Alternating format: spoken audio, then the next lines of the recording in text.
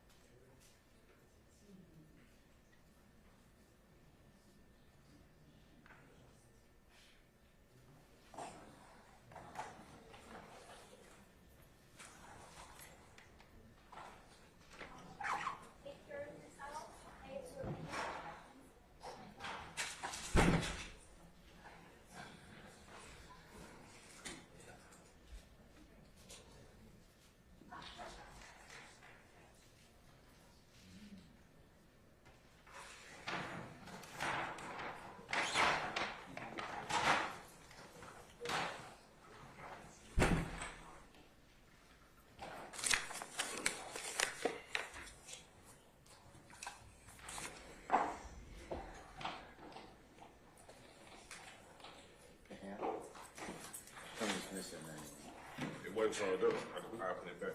I guess if I set in over that night. Okay. It might be in there to let you know. Should be cool. Okay. I need to be there.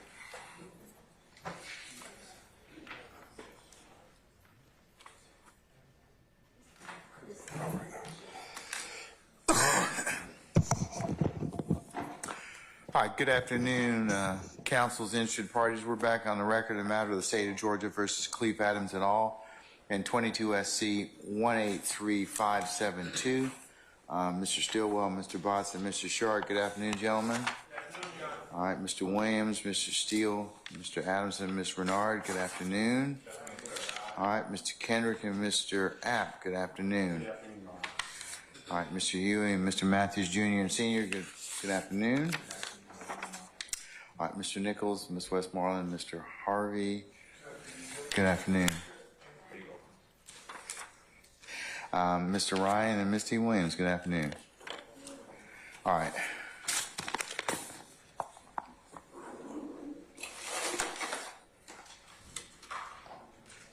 Okay, Mr. Smith, Ms. Hilton, Mr. Atkins, and Ms. Lowe. Good afternoon. All right.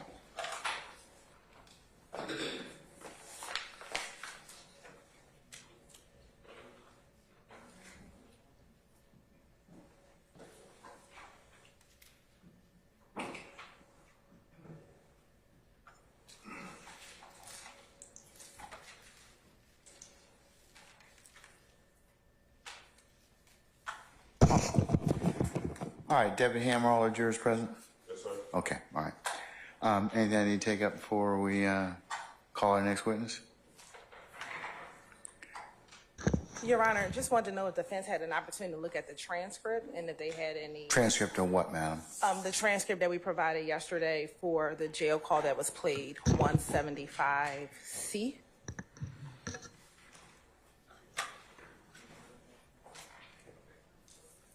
All right. Counsels, anybody wish to be heard on the issue? Ms. Hilton, you want to repeat your statement? Sure. Yesterday, the state provided transcriptions of the jail call, State's Exhibit 175C, and wanted to know if the defense counsel had an opportunity to review that transcript, and if so, if they had any edits, or if they did not have any edits.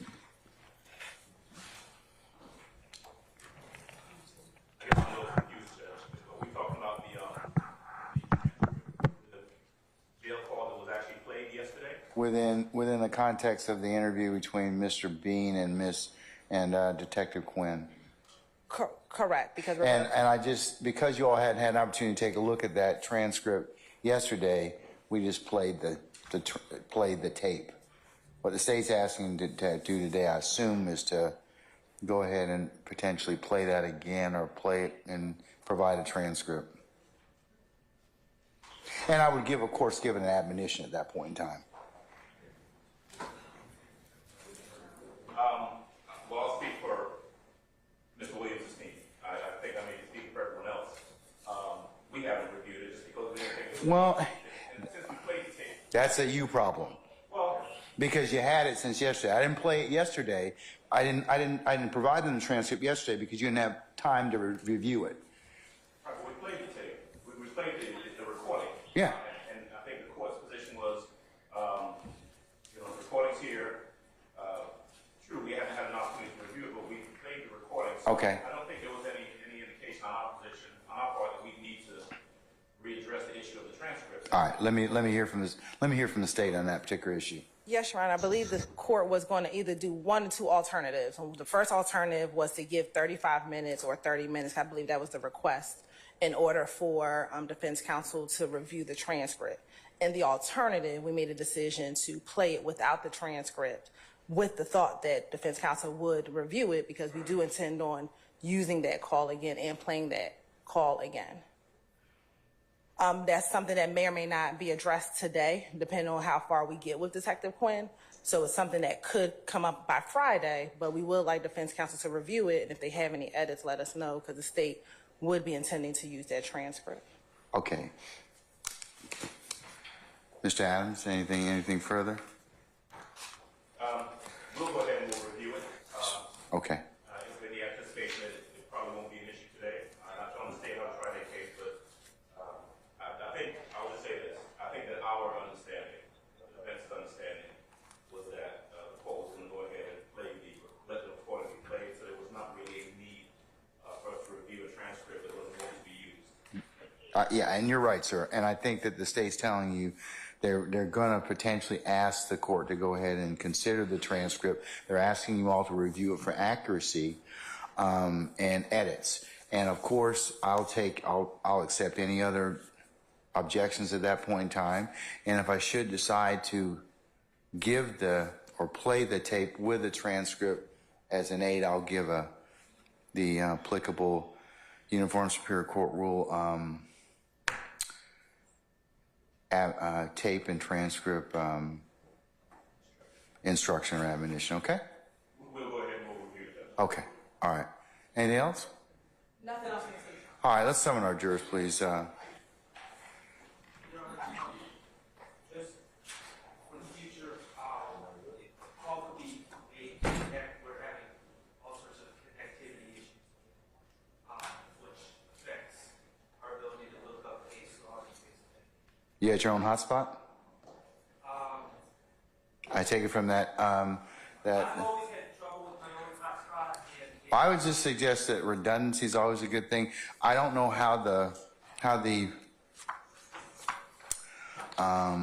public Wi-Fi here is in the courthouse, but we have added a hotspot for you all's use only. And that's been working until today, at least in my experience.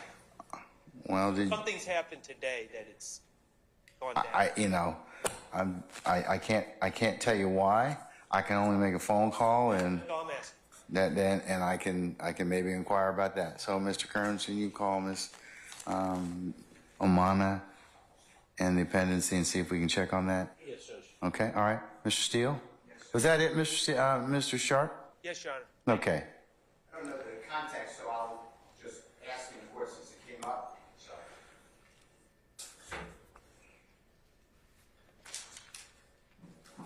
I said, I don't apologize. I don't know the context, so I don't know the objection to be made, but replaying a recording that has been played already would, in my opinion, be cumulative, and none of the speakers are here. But again, I don't know why that would come up. Yeah, let's see what the state offers it for, and I think that's a little premature at this point in time. I was just answering because I heard you say any other objections. So. Oh, that's at the time that you all have have an opportunity to take a look at the transcript. But if the tape's played, depending upon the foundation, depending upon what it's issued for, I'll make a determination at that point. And then can we just approach for about 40 seconds on a matter? Okay. Are they good, Pam? Like, I'm using the restroom. Okay, all right, well, just tell them to get ready, okay? All right.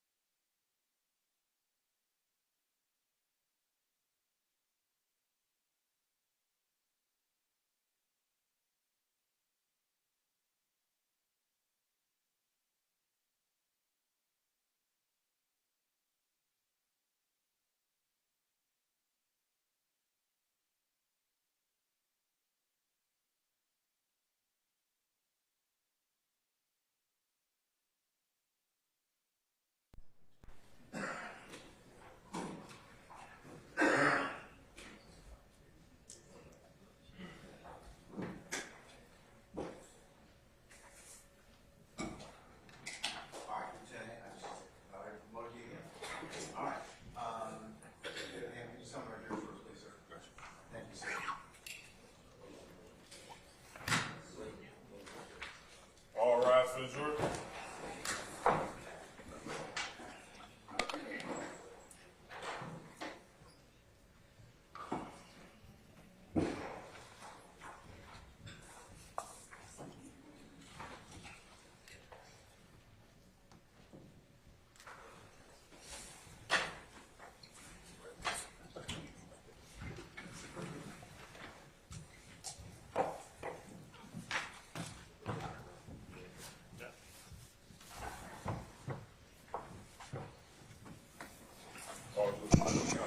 All right, thank you, Deputy Ham. All right, ladies and gentlemen, please be seated.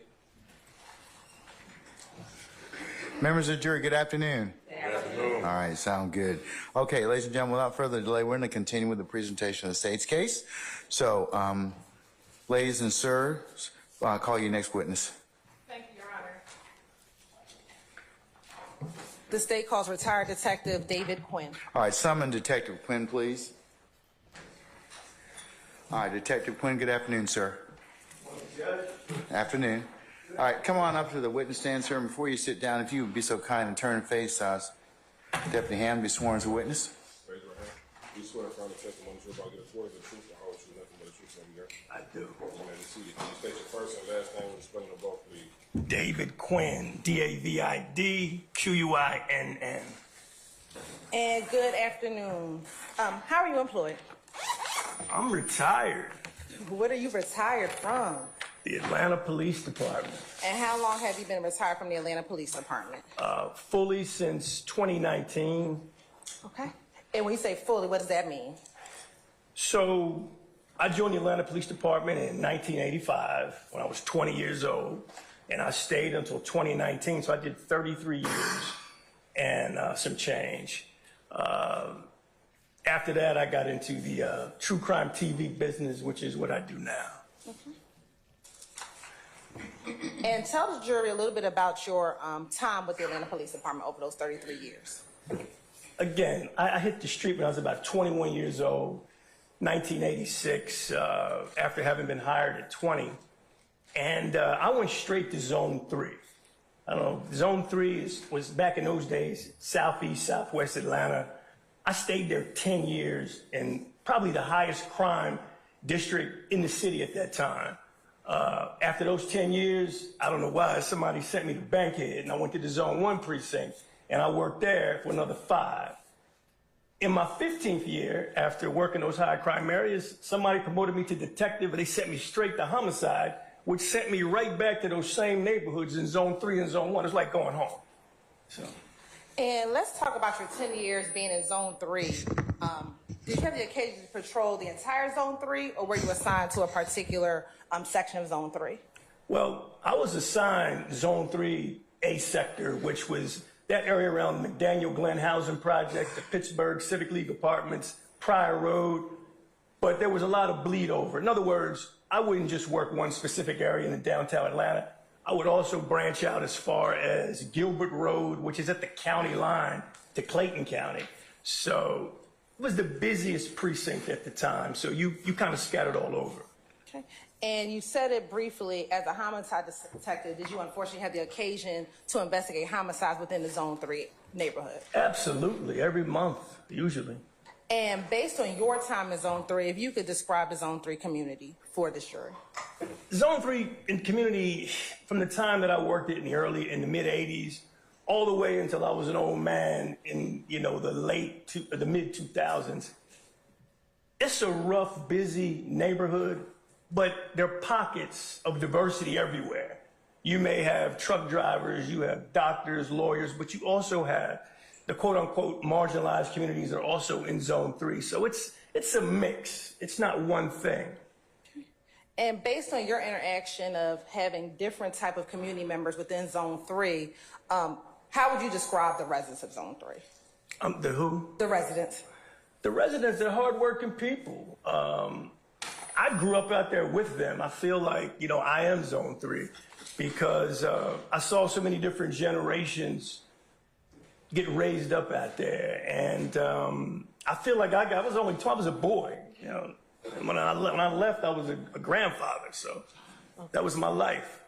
Now, I'm going to take you back to your time as a detective in the homicide unit. If you could tell the jury, what were your primary job duties and responsibilities?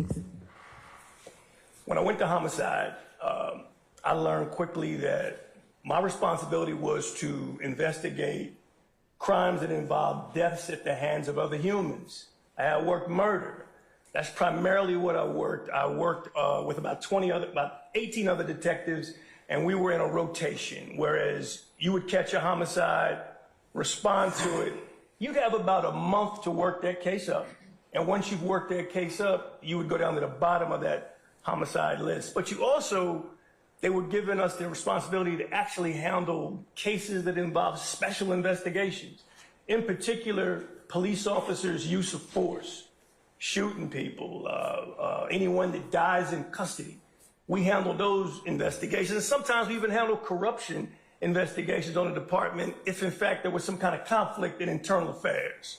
So speaking specifically about having to do those special investigations, specifically the officer-involved investigations, what were your job duties and responsibilities for those type of investigations? Well, I had to investigate whether or not an officer had the legal authority to use his gun in a deadly way. I investigated deadly force. And to your knowledge, is that responsibility of investigating officer-involved shootings still the responsibility of the homicide unit? You know, when I was on the way out, it changed gears. They decided to let the Georgia Bureau of Investigation handle those shootings. I guess they didn't want the actual agency to investigate itself. Somebody say something? I did, Your Honor. I said objection, speculation. I'll overrule the objection. When you are assigned as when you are assigned an officer-involved shooting, if there is an underlying crime that occurred before the officer-involved shooting, do you investigate both the underlying crime and the officer-involved shooting, or are those two separate investigations? No, you have to work both. You've got to understand the reason why the officer was there in the first place, why he pulled his gun, why he used deadly force. Sometimes it's not involving a weapon. Sometimes it's physical force. So you must also investigate that crime as well. Now, in your experience as an investigator, do all investigators investigate cases the same way? Oh, no. It's just like any other walk of life. I mean, everyone has their own style. And usually your style comes from how you carry yourself in the street and your experience out there with the citizens, in this case, the citizens of Fulton County, City of Atlanta. Tell us a little bit about your investigative style. Everybody calls me old school. I'll overrule the objection, Mr. Steele. I am Atlanta, and I feel like every case I work is a story, and I've got to report back, the information from that story. I always say when I work my investigations, I want to have on a belt and suspenders. I want to make sure I got everything. And sometimes, commanders and supervisors don't like that. I mean, I take my time, slow and methodical with how I work my cases. I don't move very fast. Faces. I overrule the objection, Mr. Sharp. Thank you. You could say. That's pretty much it. I just try to keep, you don't get all the answers when you work in investigations like they do on TV. But what you do is you try to get as much as you can, and you miss things. I miss things on every investigation. And so you have to take your time to make sure you have it right. When you're conducting an investigation, generally, what type of evidence are you looking for, say for your homicide cases? What type of evidence do you want, are you trying to gather as a part of your investigation? I mean, first and foremost, I want eyewitnesses. I want humans to give information that could lead to some kind of inroads in closing this case. As I got older in the department, technology became a useful tool. We've always had fingerprints. You want fingerprints. DNA became a really big deal around 2002. I've watched everything change, but I always, with any kind of testimony that I receive from a witness, I want to get something to back it up, something tangible that'll vouch for this person that's an eyewitness seeing something. But I really like eyewitness evidence. A lot of people don't, but I do, because the community, that is the witness. Now, in your time as a homicide detective, have you had the occasion to interview suspects? Absolutely. And tell the jury a little bit about your interview style. I try to keep my interviews. Objection, relevance. Overruled, Mr. Sharp. Have a seat. I try to have conversations. I mean, from these conversations, I try to have them make sense. You know, I don't want it to be overbearing. Sometimes those conversations, those interviews can get heated, but you want to build some kind of rapport with the person, whether it be a witness or a suspect, and make sure you're getting good information. Do you have an objection, Mr. Steele? What's the basis? All right, come on up.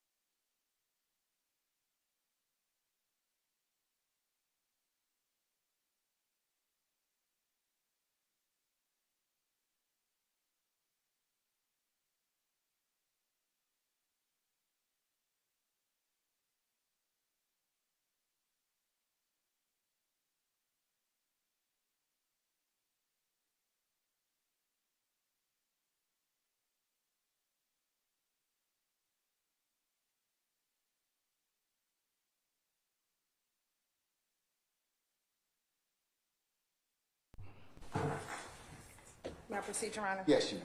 Let me ask you this, Detective Flynn. Over the course of your 30 years, how many people have you interviewed? Just roughly.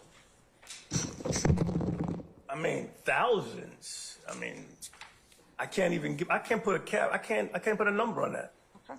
And you talked a few moments ago about building rapport. Tell the jury, why is it important to build rapport? You don't want your interview to be adversarial. You want people to be calm and give you truthful testimony that you can verify later. Mr. Steele, you got to pose an objection, and then you got to tell me a basis. Because selling your honor doesn't let Ms. Weaver know who you are. So please go ahead and objection and tell me your basis. I have a motion. I have a motion. All right, ladies and gentlemen of the jury, can I get you to step into your headquarters for just a second? Detective, can I get you to step outside for a minute?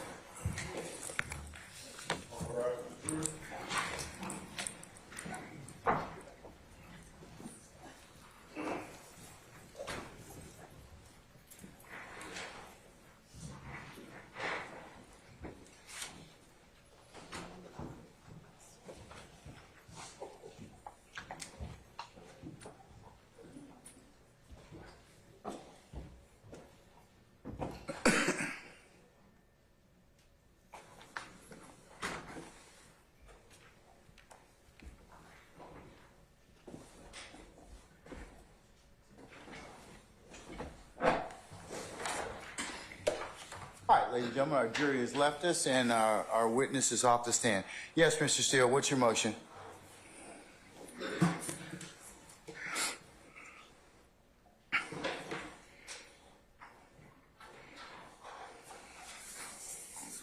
Your Honor, I tried to preempt it at the bench. It's exactly what I asked. And I'll wait for Ms. Weaver if the court needs it for the exact quote. But Detective Quinn just said, upon questioning the district attorney, why is it important to develop a rapport with a witness? And the answer was something to the effect of, to get truthful information. No witness can talk about veracity or truthfulness or believability of anybody, That's what I tried to say at the bench. That's the entirety of this testimony so far. I'm moving for a mistrial on Mr. Williams because this gentleman interviewed a big witness in this event. The only witness that puts Mr. Williams involved in this event. And now it's important to get truthful information. I don't know how you wipe that out. Are you going to tell the jurors, ignore that last comment? That's what you're going to say? And I warned it. And I was at the bench, and you did not want to hear from me more than you did. You told me to step back. But, Your Honor, I've been doing this too. I anticipated it wasn't that hard to do. I'm moving for a mistrial, and I did it at the proper moment. All right. Ms. Hilton? Your Honor,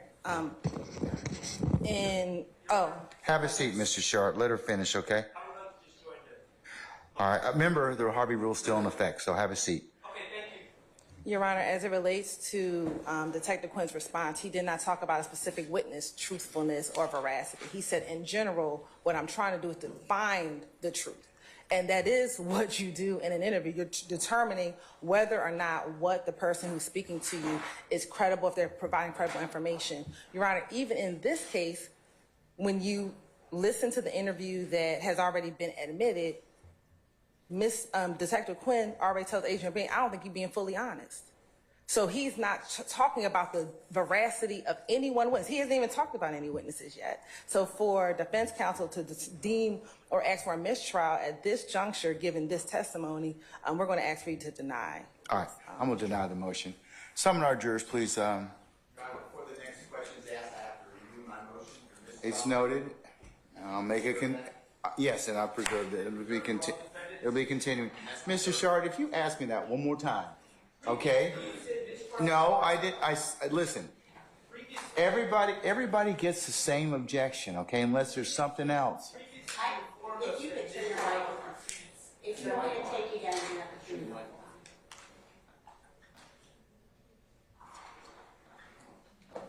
Your Honor, previously you informed all defense counsel that motions for mistrial were not subject to the Harvey rule. No, I didn't. That's why I'm doing this. No, I didn't. If you didn't. tell me that motions for mistrial are now subject to the Harvey rule, and that's on the record. I don't recall my saying that they were not. So respectfully, I recall that, but I will just rely on the Harvey rule from now on, if that's clear for the I'll record. assume it for everybody then, unless you opt out. Thank you, Your Honor. And Judge, just in case there's any confusion about the prior testimony or the prior arguments that were made for motions in this trial, my understanding from the court's ruling today is that it applies to all defendants. Yes. Thank you. All right. Summon our jurors, please, sir.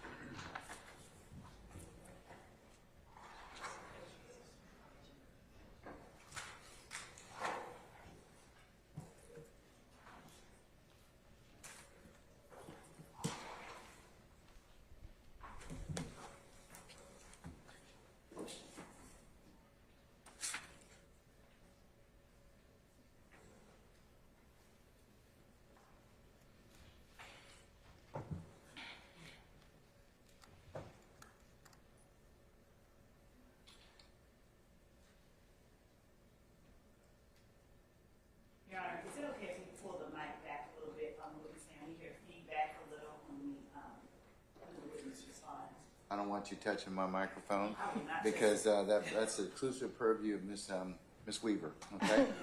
So. I think there's a little bit.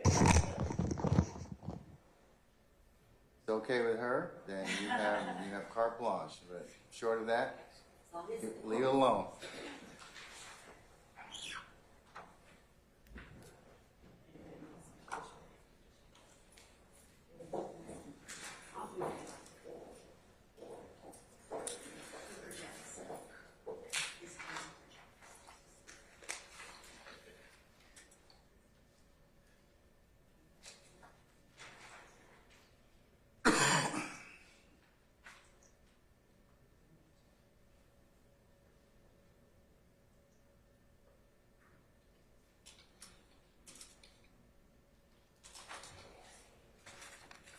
Your Honor, Sir. would the court consider my previous request for a continuing objection now in the same bolstering? Yes. Irrelevant? Well, I'll just give you a continuing objection, okay? At this point. All right, Ms. Weaver.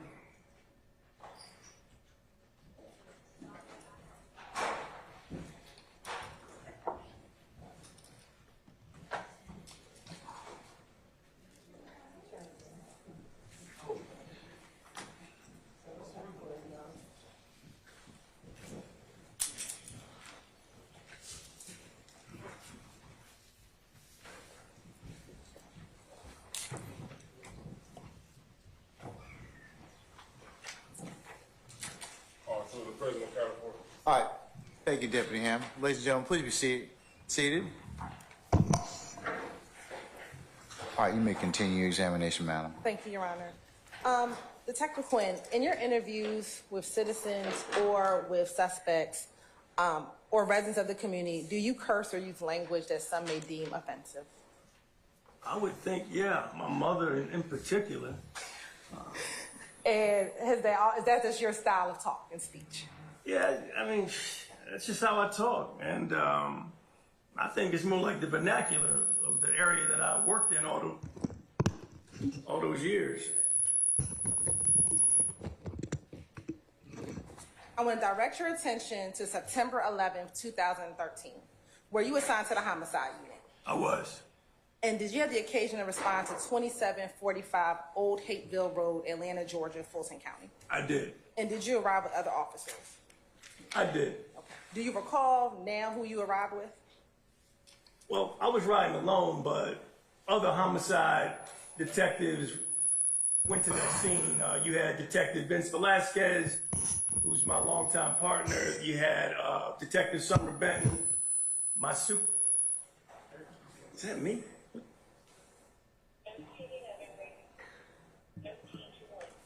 You had a contingent of other support staff. What's going on? Say again? It's really ringing in my ear big time. I don't know what it is. Hopefully, you should finish it. Okay.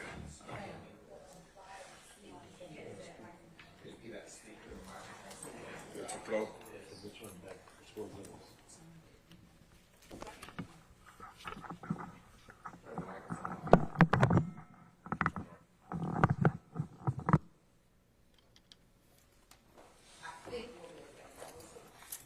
I'm pretty loud. I don't think I need it.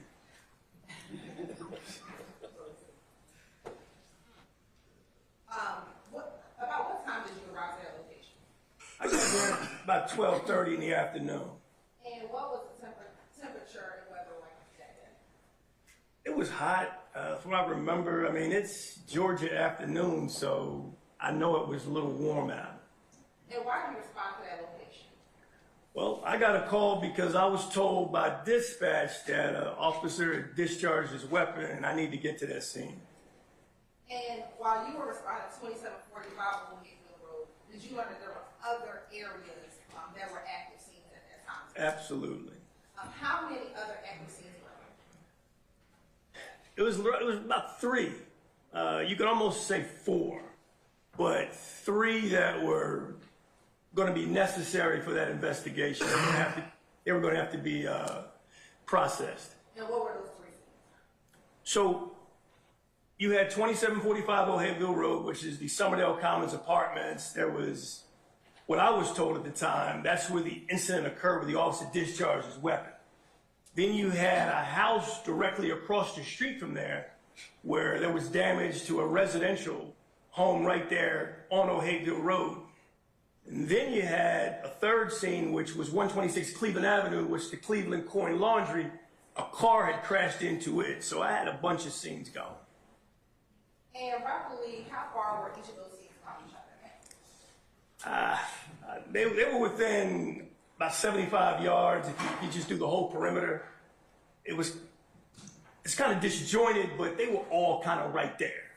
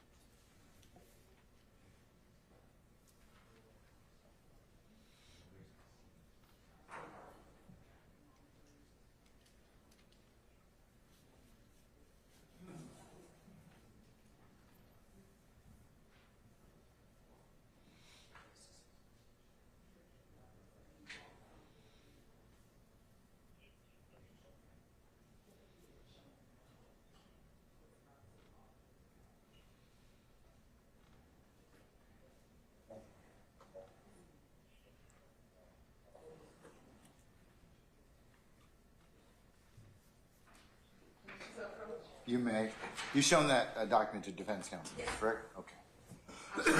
Mark is State's Exhibit 158C. Good.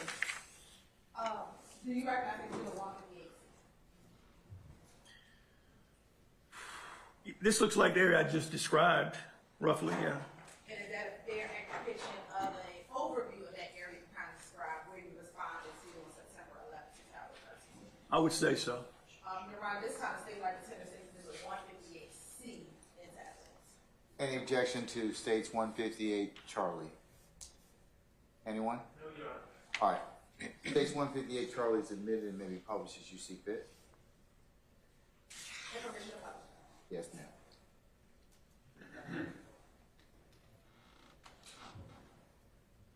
And looking at State's Exhibit 158, roughly, and you can either do one or two things. You can do old school, like you like to say, old school and point, or you can use that computer. I'll let you decide. Oh, wow. Okay. I think I'll do the finger action over here. Okay. So if you can click to the left, it should pop open to the bottom. Just tap the screen. All right. Oh, wow. You have pen over there to the left. Right here. Yeah. That should give you a pen. Can you circle on there? Do you see where it says Summerdale Commons? Or Summerdale Apartments? Commons first. Wow. Hold on. And then Summerdale Apartments.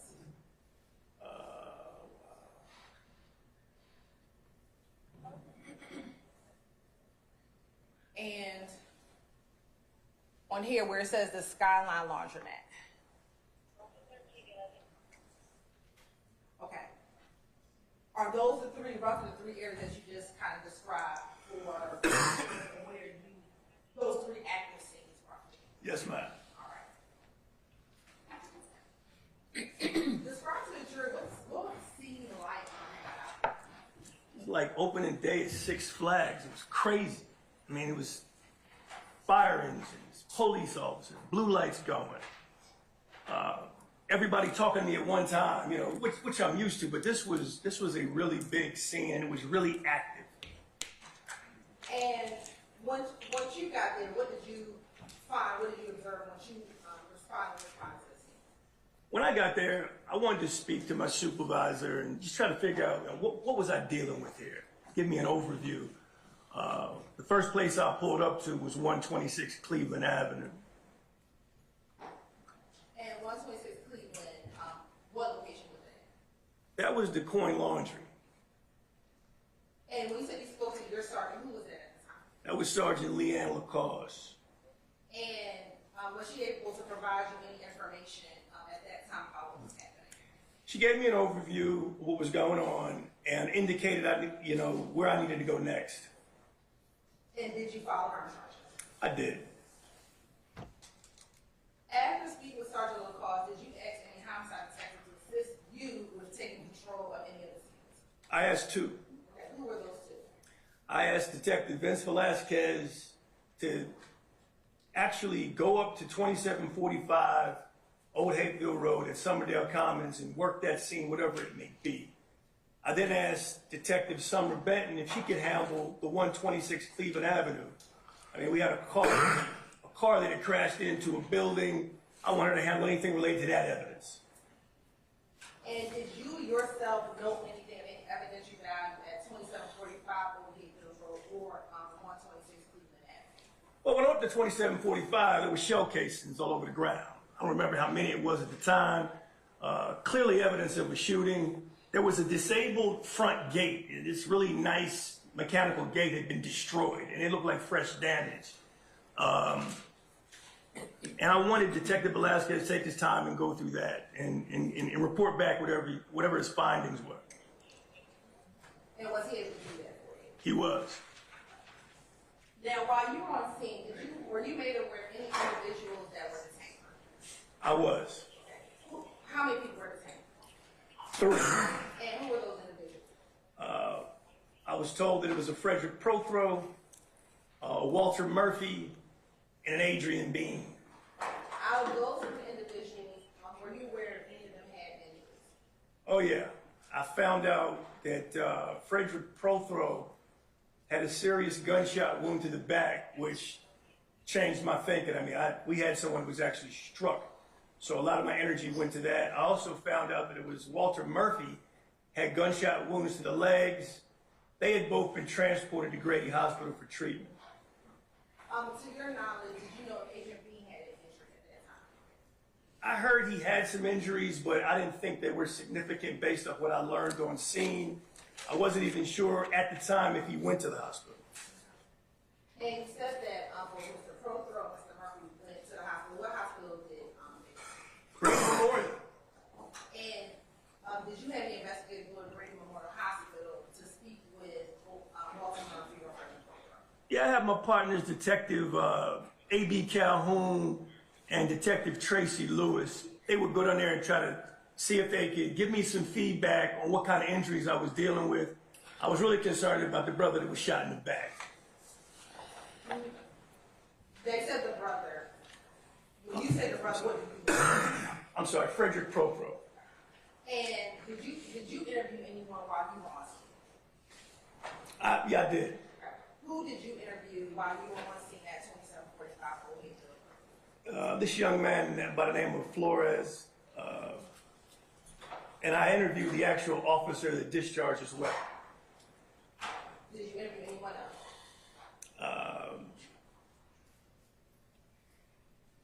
I actually I didn't really interview, but I actually there was a young man by the name of Skateboard. Did you remember his? Did you ever learn his actual name? Brian Taylor Ransom is what I found out his name was. When you met with Investigator Robertson L., do you remember where you actually met with him? So because this was a major scene, they pulled out all the stops. They brought out what's called the mobile command vehicle. This is an air-conditioned camper where they put the officer that's been involved in the shooting away from everyone. And when I walked into the camper, this mobile crime unit, he's in there with his lawyer. So I was, his union lawyer, the officer. And was he able to provide you information that assisted or helped you with your investigation? He gave me some understanding as to why he discharged his weapon. We agreed on scene that he would come back the next day with his attorney and give a formal statement at the homicide office. And after speaking with Investigator Robertson L., did you determine that there was an underlying crime that you need to investigate in order to determine if he was justified in firing his weapon? There was a shooting that prompted Detective Robertson L. to discharge his weapon, as he told me.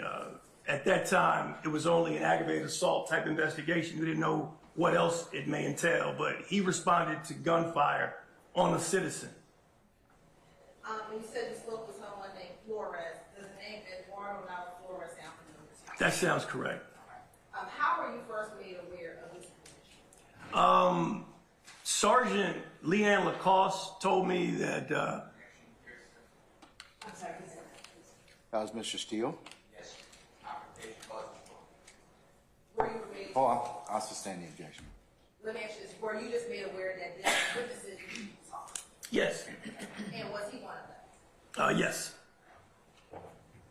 When you were first made aware of Mr. Nava Flores, how long had you been on scene? I've probably been out there about 15, maybe 20 minutes because I was walking around at each scene. That's an estimate from 10 years ago. To your knowledge, did any other officer speak with him prior to you speaking with him? Somebody did, but I don't remember the name. Whoever spoke with him, do you know they recorded that first interview or that first interaction? I didn't know any recordings with him other than the one I did. And when you interviewed with him, was that your first time speaking with him? Yes. Can you recall, God bless you, can you recall where on scene did you interview him? I interviewed Flores at the 126 Cleveland Coin Laundry, right on the hill overlooking all the mayhem down there at the bottom where the car crashed.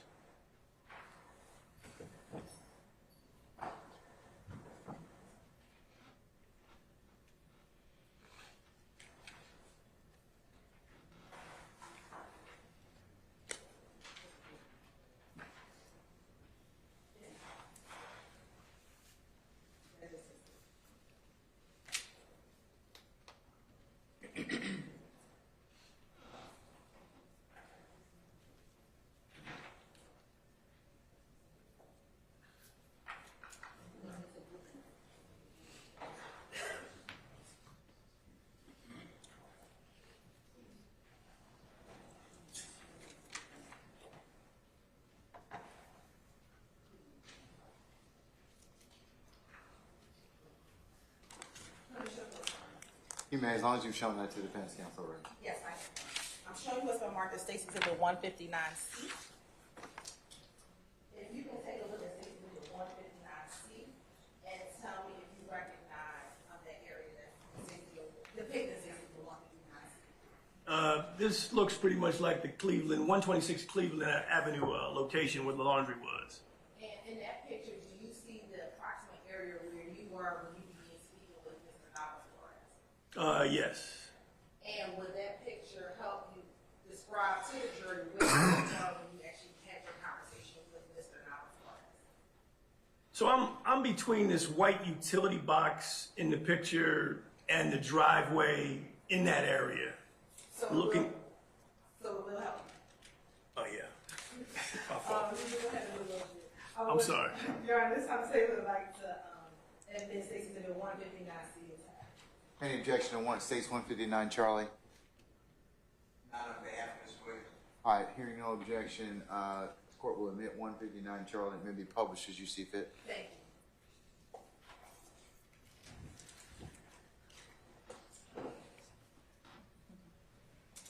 And Detective Quinn, you should be able to erase those circles. So when the next picture comes up, You know, I'm probably have to go back to the stick. That confused me. Where's the stick at?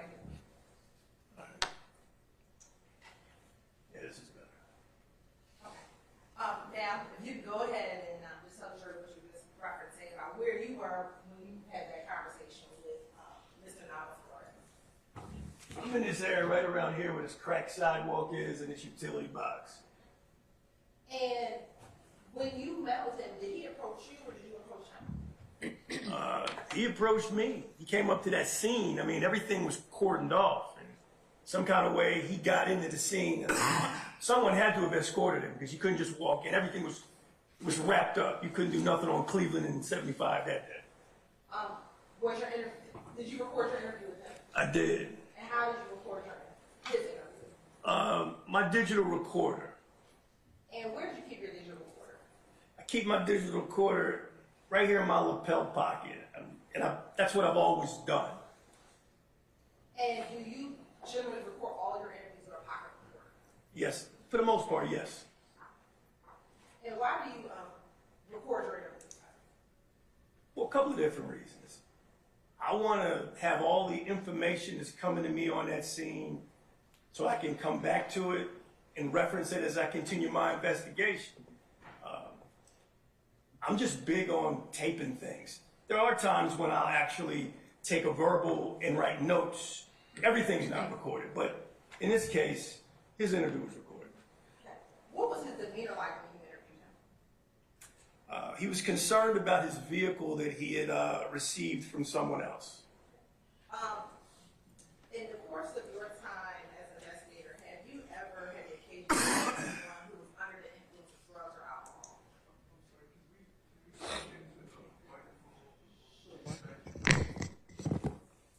As an investigator, have you ever had the occasion to interview anyone who was under the influence of drugs or alcohol? I mean, throughout my career, almost every day. Okay. Did Mr. Nava Flores appear to be under the influence of any drugs or alcohol when you met with him? Not at all. He was clean. Did his eyes appear to be glossy as if he was high or anything like that? I didn't see it. Okay. Was he able to speak with you coherently? Clean as a bell. When you first met with Nava Flores, were you aware if he had given a different version of his involvement in the case to another officer? I did hear that. And based on your interview with him, did he advise you what he told that initial officer? Yes. Did he then advise you that the version he was telling you was now in fact what he had actually... Your Honor, I oppose the objection. I sustain the objection. Your Honor, this time I'm impeaching Mr. Nava Flores from what his testimony. So you have your witness on direct, ma'am. So you're going to need to ask. Was he able to tell you about what happened on September 11, 2013? He was. Was he able to tell you why he was over at Cleveland Avenue?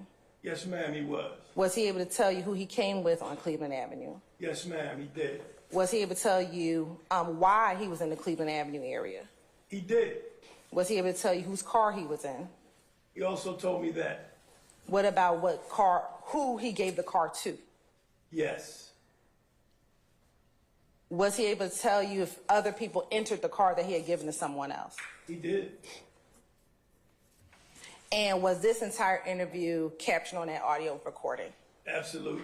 And have you had the opportunity to listen to this audio recording in preparation for your testimony here today? Yes, ma'am. Permission to approach, Your Honor. Have you shown that to the defense counsel already? They've received it, Your All Honor. right. I'm going to show you what's been marked as State's Exhibit 160C. Tell me if you recognize State's Exhibit 160C. This is the Eduardo Nava Flores interview. It's even got my initials on there. And have you had the opportunity to listen to that interview again in preparation for today? I have. And did that appear to be the full interview that you had with Mr. Nava Flores back on September 11, 2013? That's it. All right. Your Honor, this time the state would like to tender State's Exhibit 160C into evidence. Any objection to states 160, Charlie? On behalf of Mr. Wood. All right, hearing no objection, 160C is admitted, and it may be published as you see fit. Thank you, Your Honor. 160C. You're welcome.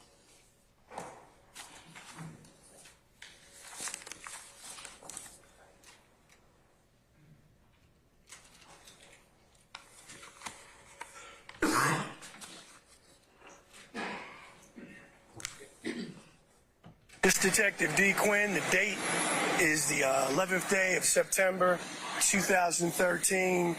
I'm currently at the intersection of Macon Drive at Cleveland Avenue. For the record, sir, what is your full name? My name is Eduardo Flores Nava. All right, Mr. Flores Nava, give me your date of birth, please. It's February 2nd, 1990. Okay. Now, we've been working a crime scene over here involving an officer-involved shooting. You just walked up minutes ago. Explain to me why you walked up here. The reason I walked up here was because I had word that my girlfriend's car that I had borrowed this morning, might be down here in the shooting. All right. We're looking over the ridge here. There's a wrecker that's loading a car on. Is that Nissan Altima, burgundy in color, the car that your girlfriend allowed you to use today? That is the car. All right. Can you tell me anything about the car, anything specifically on how it may have arrived up here? The only way I can think of is that we were... Who'd you give the car to? That's all I want to know. I did not give the car personally to anybody. Okay, well, who did you allow to get your car? Brian, my friend. He's the one that pointed me this direction. He's the one that had pretty much me here thinking that I was just going to grab... Okay, maybe. listen to me. Listen to what I'm saying. Brian has told us that some guy asked to borrow the car. You let him borrow the car. If we keep going around this circle, we're going to have a long night. Let's have a short night. I'd like to go home and get a cold Peroni later on after this is all over. So tell me and describe the person, if it's true, you lent the car to. Right. That's all I want, so we can let you go. I don't want to interrogate you and do the hot lamps and all that shit. Right. Let's get it done now, brother. Right. I got pointed this direction. I was lost. I actually do not know any of these streets' names whatsoever. I buy that. Right. And he was pointing me directions. I trusted him with the car. He said, "Can I borrow your car?" Yeah. I've let him borrow the car. Brian. You let Brian borrow. Where are you when you let Brian borrow your car? I have just exited the door at what direction that the officer just... Now, Sergeant Swartz just took you down to 2233 Macon Drive. Is that where you were when your car disappeared? That's where I was when I was disappeared. I was in the car. Who did you give the keys to? Brian. You gave them to Brian. Do you know who Brian gave the keys to? Brian handed them over. 4 people got in the car like this. Who's the guy you saw Brian give them to? I don't remember, sir. Can you describe him? Scattered. If it was any of the guys that I just described, it was the guy with the white T-shirt and the short hair. Was it short hair? It was short hair. Shorter than mine or short as mine? It was probably as short as yours. Okay. And if anything, what do you do now after the car's been lent out? I think about it. Who asked to get the car? Brian. Okay. And he turned around to me and he says, "It's cool. It's cool to let this guy borrow the car." Did you know where he was going with the car? No, but whenever 4 black people jump in my car in the middle of Atlanta where I don't know where I'm at, I don't think So how many black people got in your car initially? There was 4. You saw 4 get in your car? Yes, there was 4. And they were all males? They were all males. Okay, 4 black males. And you've described... And now at this point, whenever they're in my car, I'm not trying to say nothing. I'm not, because there's still some people at the house. I don't know where I'm at. Obviously, this guy knows his cat, and he's doing him a favor because he said he just needs a favor. He needs to go down to the store, do something. Do you know the guy he lent the car to? I have no idea. Have you ever been around him before? Never. Okay, all right. Anything else anything else in that first statement that you'd like to clear up now that we're here? Yes, Anything else? That the gas station was just somewhere where he was looping me around, saying that we might find it. So you never went in a gas station? Never went in a gas You station. only went to 2233 Macon? Right. After that, from the gas station, he pointed me to 22 Macon, pulled up, got out of the car.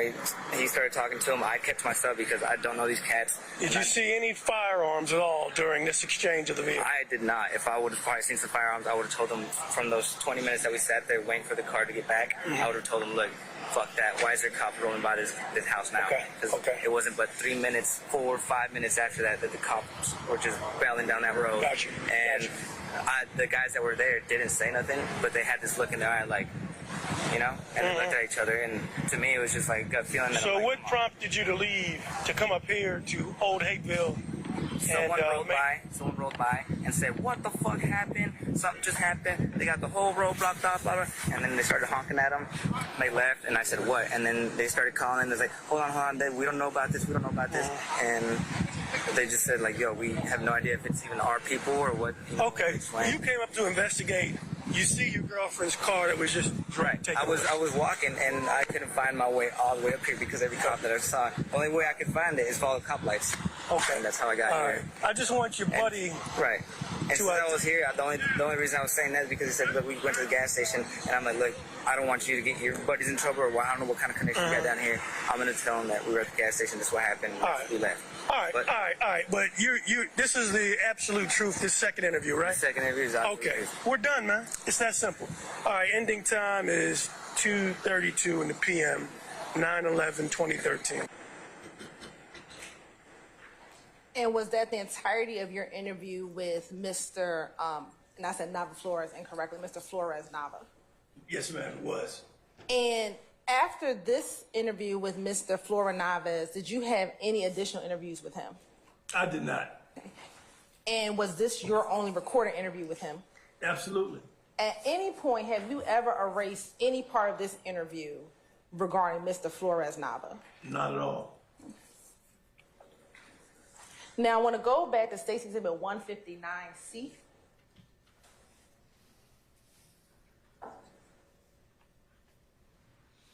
Oh, sorry, 158. 58. Looking at State's Exhibit 158C, do you see roughly the area or Macon Drive on this particular map?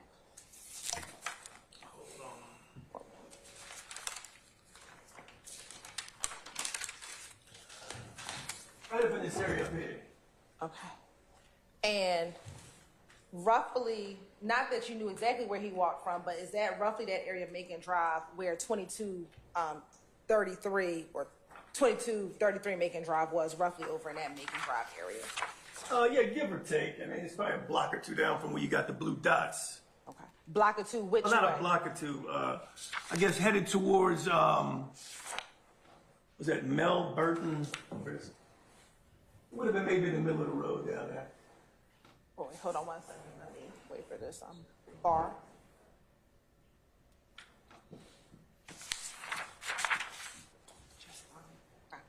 If you could show us again roughly where. I would say in this area here somewhere. Okay. He was able to, yes. All right.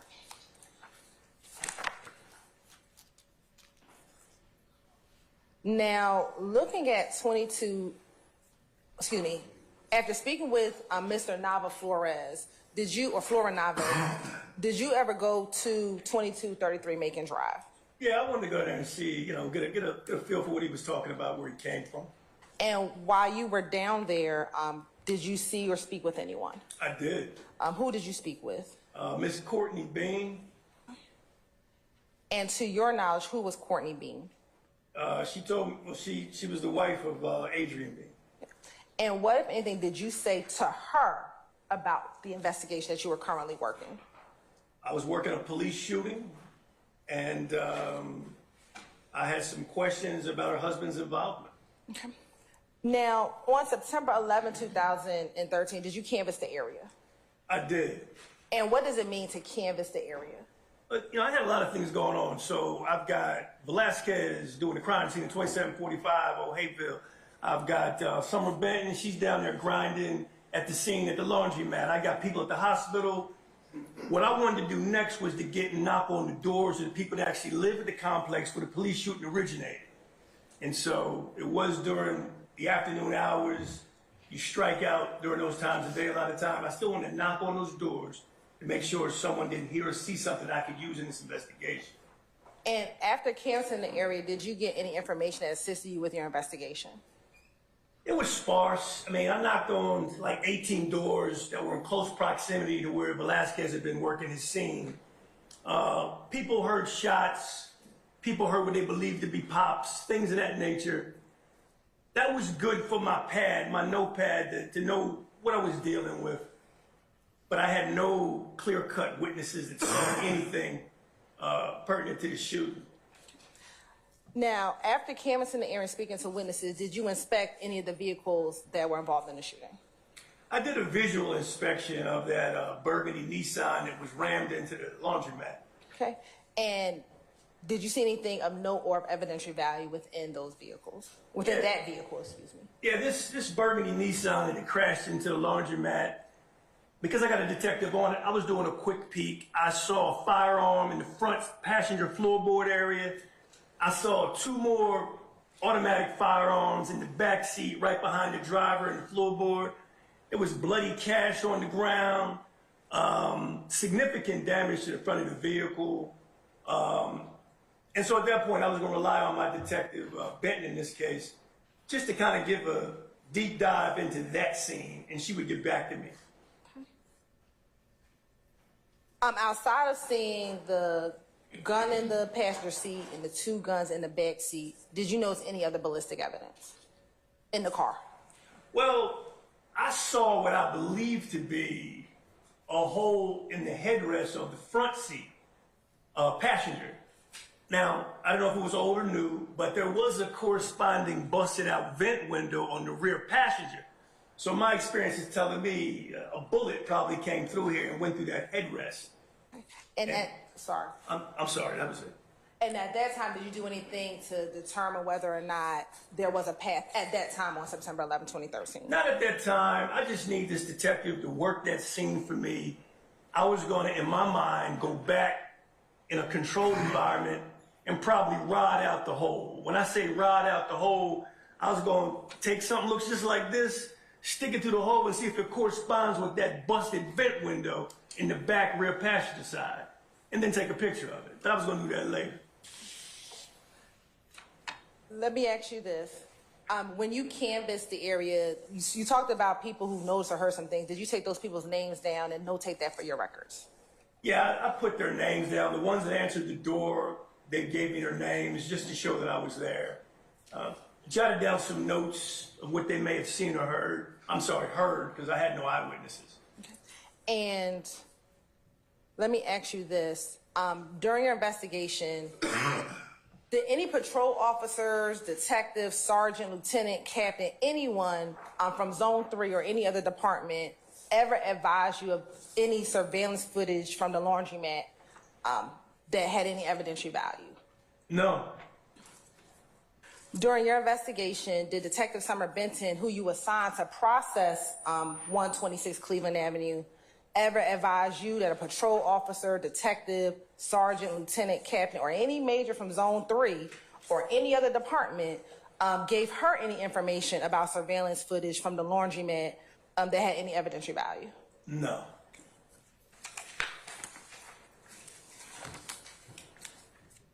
Now, after going to the scene and interviewing individuals at the scene, did you ever interview anyone else not at the scene? Yes. Who? Derek Dotson. Where did you interview Derek Dotson? I did it at the homicide office that same day. And what was his demeanor when you interviewed him? He was lucid. He was clear. He gave me information about what happened to him. Okay. Was he able to tell you, and don't tell me what he said, but was he able to tell you if money was taken from him? Yes. You're right, I'm asking if he was able to tell him that, not what he said. I'm over the objection on both grounds, Mr. Steele and Mr. Sharp. You may answer the question, Detective. Was he able, not what he said, but was he able to provide that information? Yes, he was.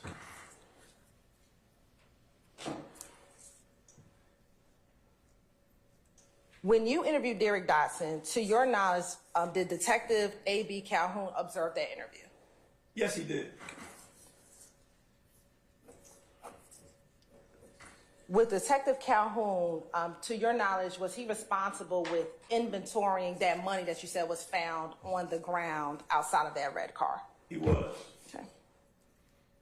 And after you spoke with Derek Dotson, was Investigator Calhoun able to tell you how much money he inventoried? Yes. How much money did he inventory? $970 cash. And your Honor, Detective Calhoun did testify previously.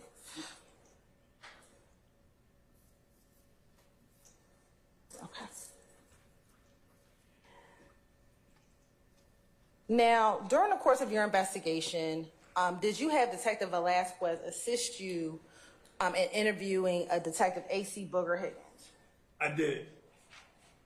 And as a part of your investigation, did you learn a description, was A.C. Booger Higgins able to give you a description of, let me back that up. What was your understanding of A.C. Booger Higgins' role in this investigation? Her role was, she was in the car occupied by Detective Roberson L., who was a front seat passenger, and another detective by the name of Yes, Mr. Steele.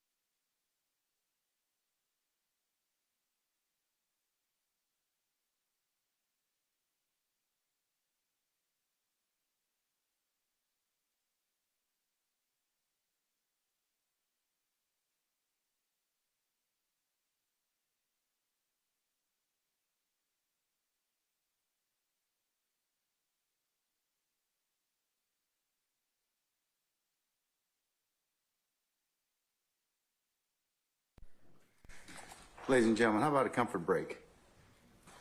Let's take about 10 minutes, and Detective Quinn will go ahead and let you take a comfort break as well. Don't discuss testimony of anybody except the attorneys in this case.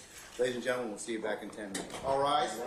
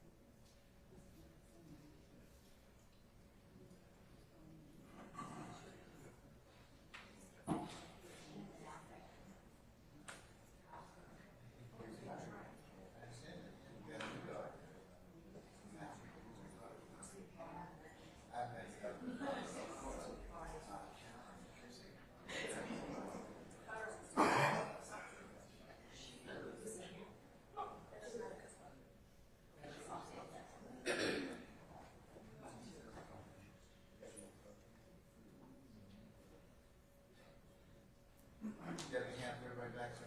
Yes, sir. All right, our jurors, Yes, sir. ready? All right.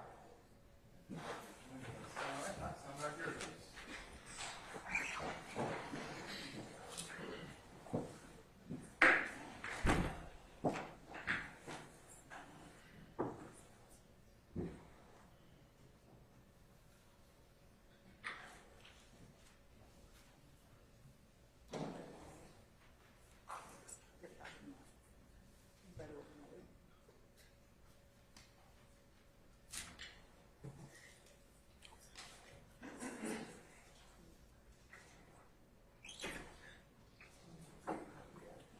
All rise to the jury.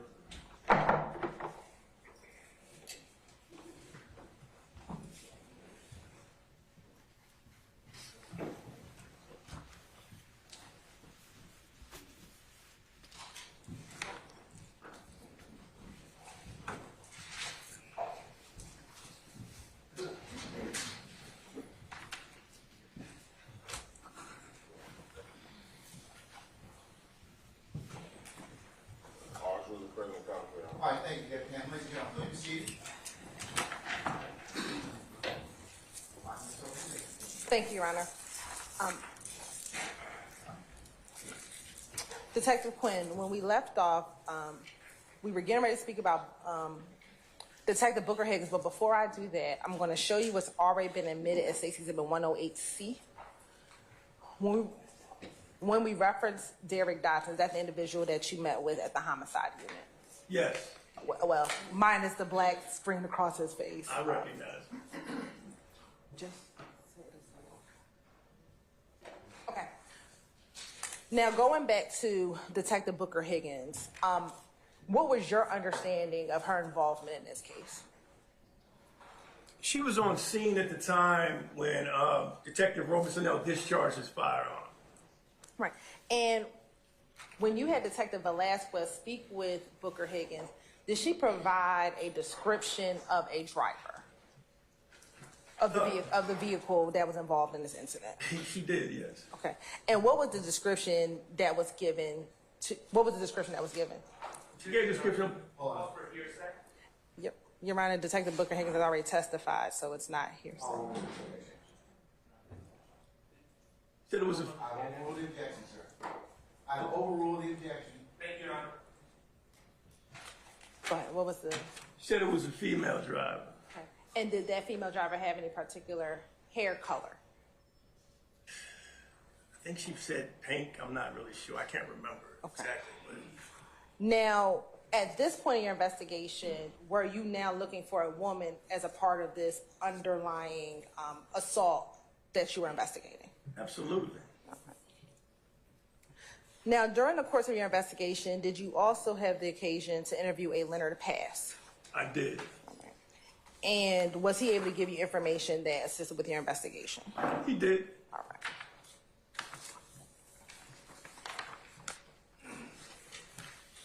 Now, permission to approach? Yes, they should have seen these already in discovery. And I believe I sent them to them previously, Your Honor.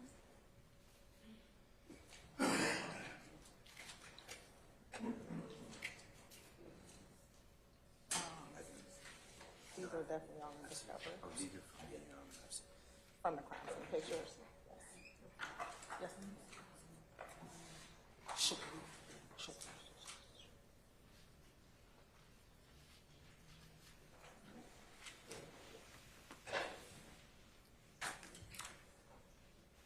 I'm going to show you what the marks say exhibit 111 and 112C. Do you recognize exhibit 111 and 112C? I do. And how do you recognize exhibit 111 and 112C? That's the area that I had a photograph. I had a crime scene tech come out and take pictures. That's my left hand pointing to a little dot on the ground there. And is that a fair, accurate depiction of the image or the area that you had a crime scene tech take a picture of back in September of 2013? Yes, ma'am. Your Honor, this time to say like Tennessee exhibit 110 and 111 into evidence. And 112, I'm sorry. Excuse me, 111 and 112 into evidence. All right, any objection to states 110 and 111? No, and it's 111 and 112, Your Honor, my apologies. Station 111 and 112? Yes. All right, station 111 and 112 were admitted and published as you see fit. Thank you, Your Honor. You could publish. I'm going to actually first start with what has already been admitted, State's Exhibit 110C.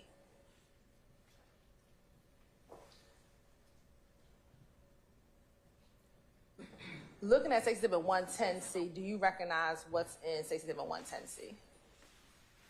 Yeah, that's Summerdale Commons. Okay. And now looking at State's Exhibit 111C.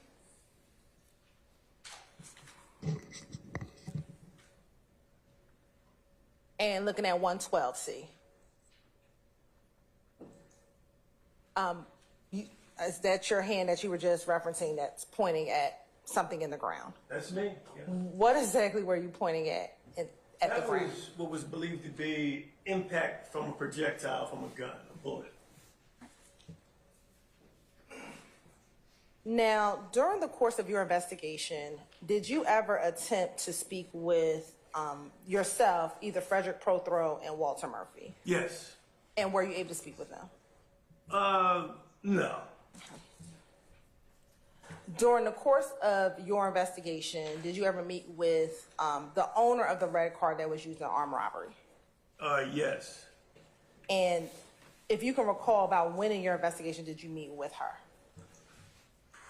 I know it was a couple of weeks after, I'm going to say the latter part of September 24th or 25th, maybe. Okay. And I said her, do you recall what her name was? Maricela Cisneros. And was she able to tell you information about her vehicle? Was she able to give you information about her vehicle, specifically who she had let borrow her car? She was. Now, during the course of your investigation, I think you talked about earlier going to do the rodding of the vehicle. Yes, ma'am. Right. Did you ever actually do that with the car? I did. Right. And when did you do that? Do you recall? I don't remember the date. I know it was within the week. I had the car sent to what's called the homicide cage, a protected area we put vehicles in for further processing. My goal was to understand that hole in that passenger side front seat headrest. Did you, when you processed the vehicle, did you, or did the rodding in the vehicle, did you find any shell casings within that vehicle? I did not. Mr. Steele?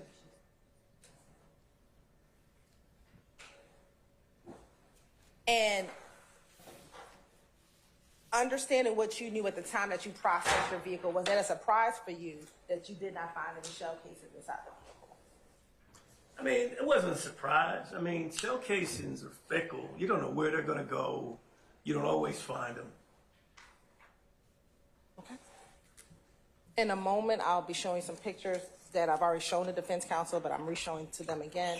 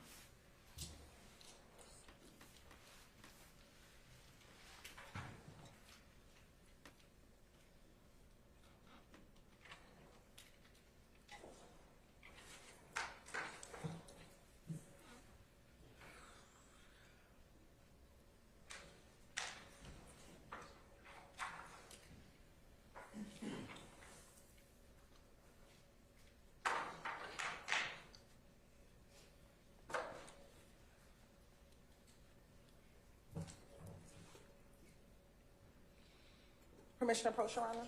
You may have. I'm going to show you what's already been shown in the defense counsel 161 through 174C. If you could take a moment and look through 161 through 174C.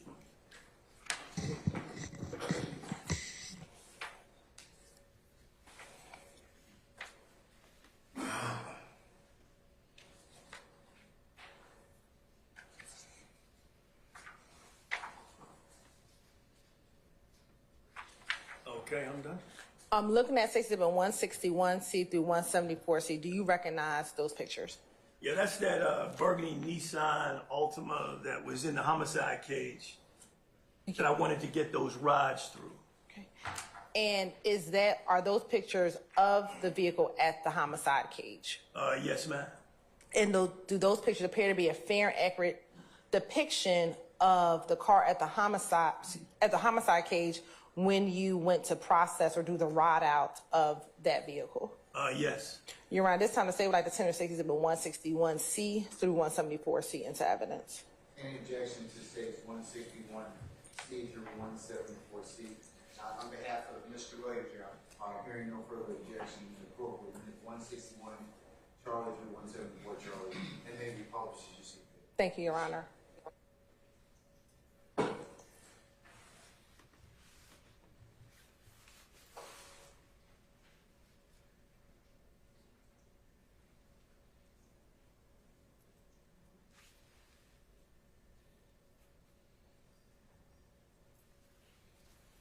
Looking at State's Exhibit 161C, if you could just orient the jury as to what we're looking at in State's Exhibit 161C. This is just a front view of the car that made impact with 126 Cleveland at the Coin Laundry. And let me ask you this. How does the car get from the Coin Laundry to the homicide cage? A wrecker, a city contracted wrecker service. And is that the record that you were referencing or talking about when we listened to the Nava Flores interview when you asked him, is that the red car on the record right there? Yes, ma'am, it was. All right. Now, going to 162C.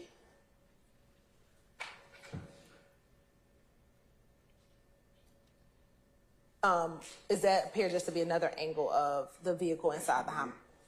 That's the question. What's in State's Exhibit 162C? It's just the front end view of where that vehicle made impact with the laundromat. All right. 163?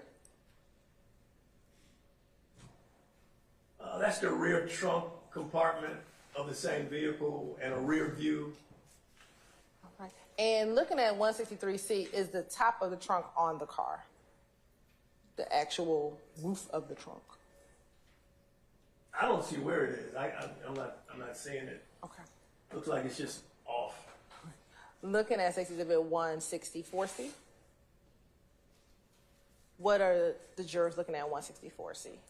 This is that area of concern for me. Again, I'm investigating the actions of a police officer using deadly force. That's what my mind is. That vent window, the rear passenger view is what I'm concerned with and how it may correspond with that headrest of that front seat. I got a man shot in the back. I got to explain that. Okay. And looking at State's Exhibit 165C. That's a closer view of that same rear passenger vent window. You can also see the airbag deployed from the driver's side. 166? See? That's another view. We're getting closer. You can see that defect to the right side of that headrest. That's my area of concern. That's a through and through hole, and that was of paramount concern to me at the time. Now looking at 167C. That's going to be the rear passenger compartment of that burgundy Nissan owned by Miss Cisneros. You can see blood transfer. There's some items on the floor. Now, at the time, did you request for any testing or anything to be done with the blood that was in the backseat of that vehicle? Not the blood, no. Why not?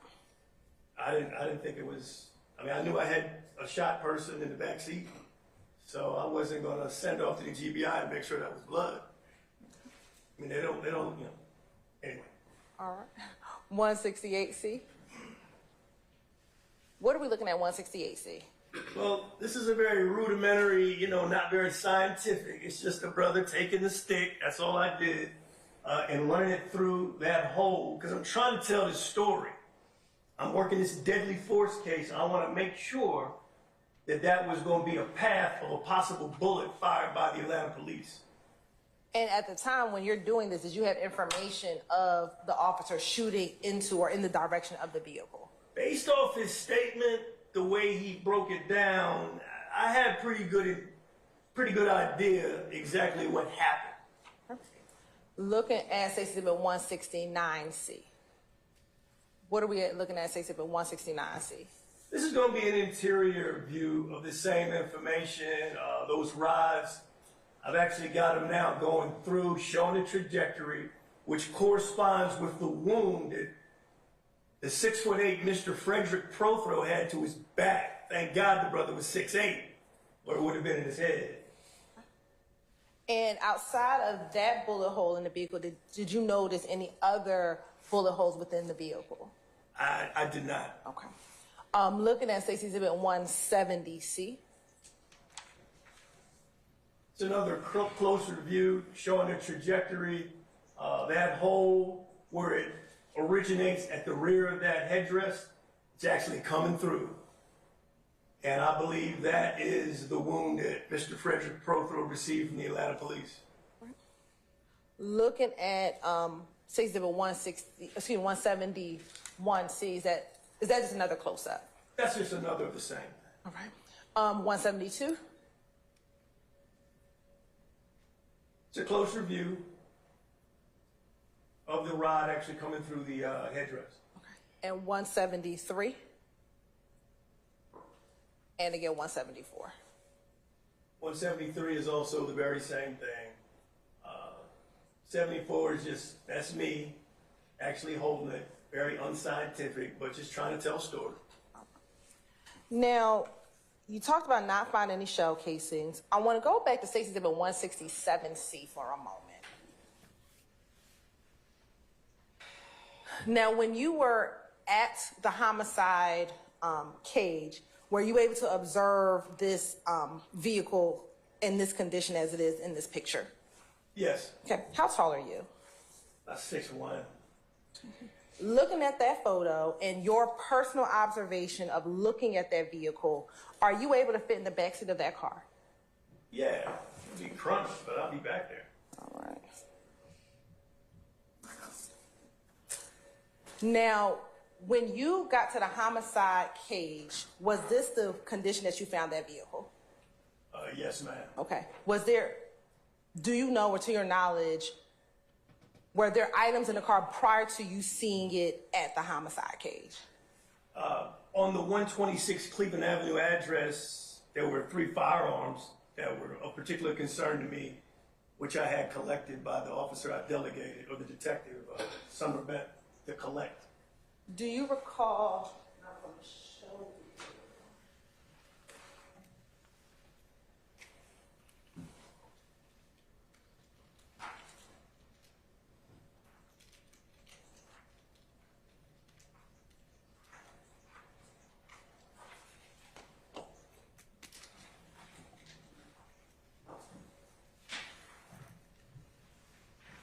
I'm going to show you what's been admitted as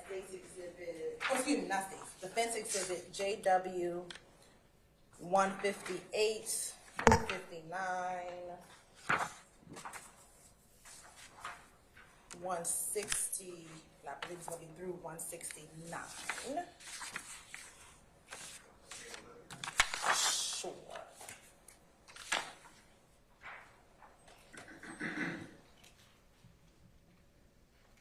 And I actually may need Mr. Kokomo.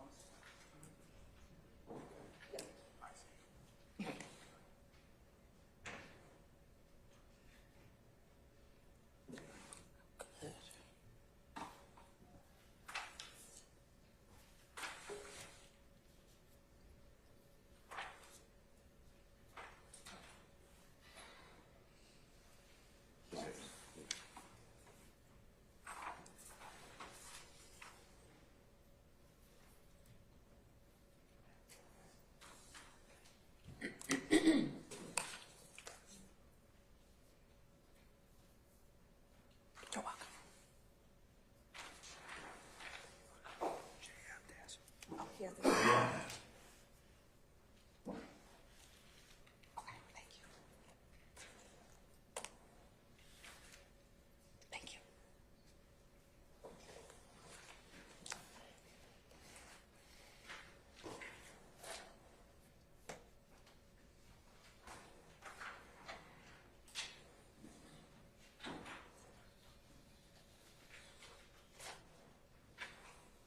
I'm going to show you, and then Mr. Kokomo can help. I need the JW Exhibit 157.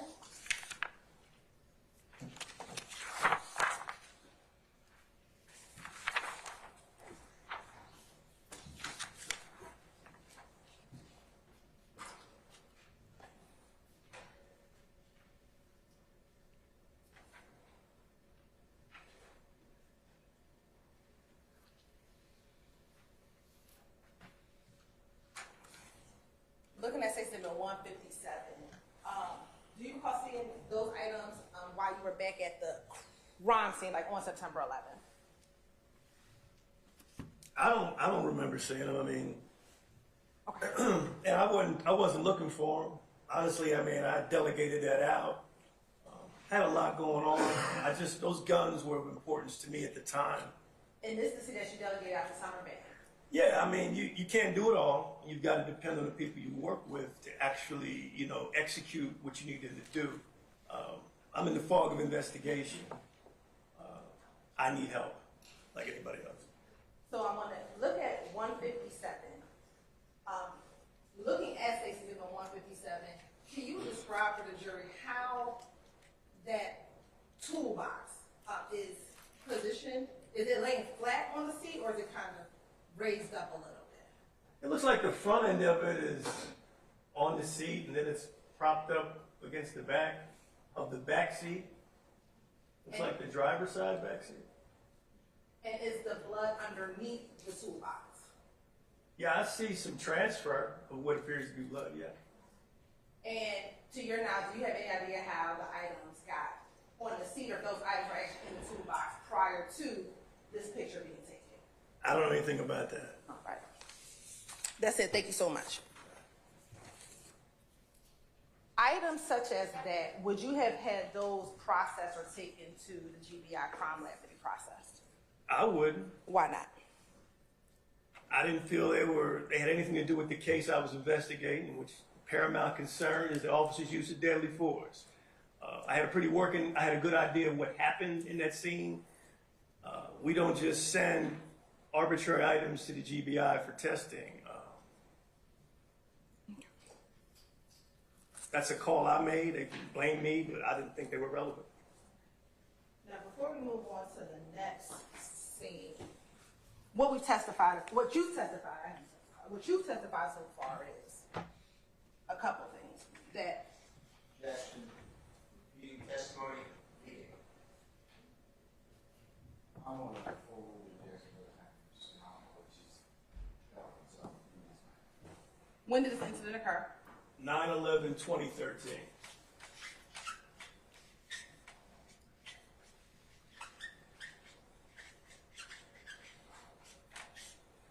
During the course of your investigation, did you get jail calls in this case? I did. Okay. Tell the jury a little bit about what are jail calls. Jail calls are information stored on some server at the jail for anyone incarcerated that makes phone calls. Okay. And how does an individual who's incarcerated make those jail calls? Do they have a PIN number? What's the process? I don't know how they make the call, but I know how we can listen to them as law enforcement. Okay. How do you all listen to them as law enforcement? So there's I guess it's an app that they gave us access to. When I say they, I'm talking about the police department, the Atlanta police. At that time, you could actually punch in and listen to people in real time almost with your cell phone. It was that far advanced. You could listen to specific conversations based off the name of the inmate. And when you listen to those calls, do you know if they are in an area called booking or if they're in general population? Are you able to determine that from the phone calls? I can't determine it from where I sit. As I recall 10 years ago, I just know that usually when people are talking, you can. Your Honor, cause for speculation.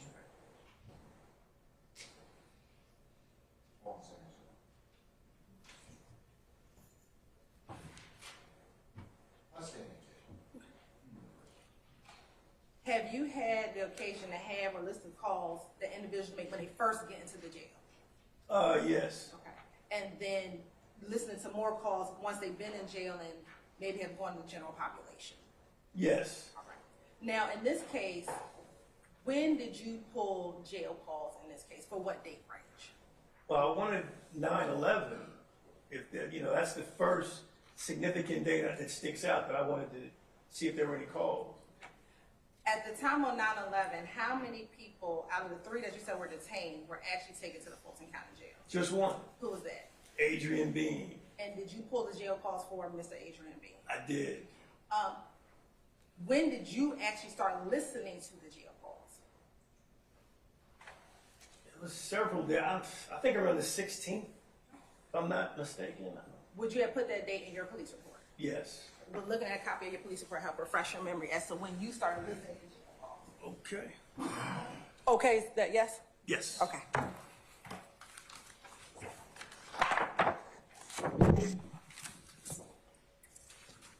Mr. Steele? I'm trying to copy the report to refresh your memory.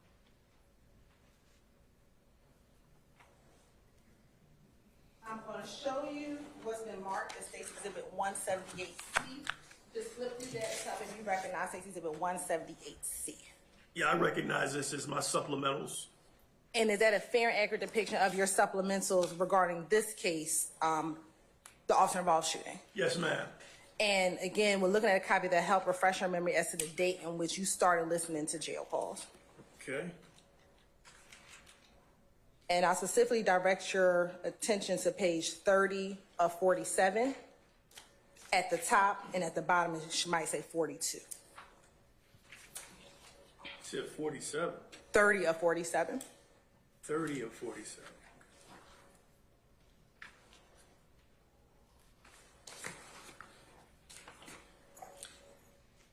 And I apologize, it might be 32 of 47.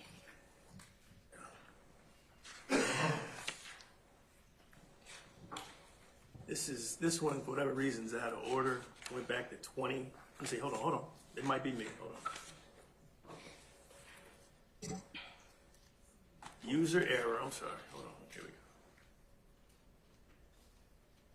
we go. Yeah, 9/16/13.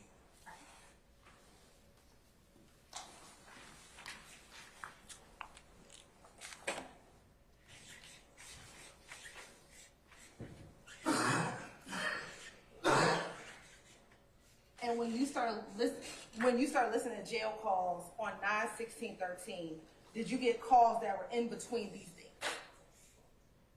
I don't remember. I don't remember that. Would it be safe to say that any calls you would have heard would have had to happen before you listened to them? Yeah, absolutely. All right. So roughly between 9/11.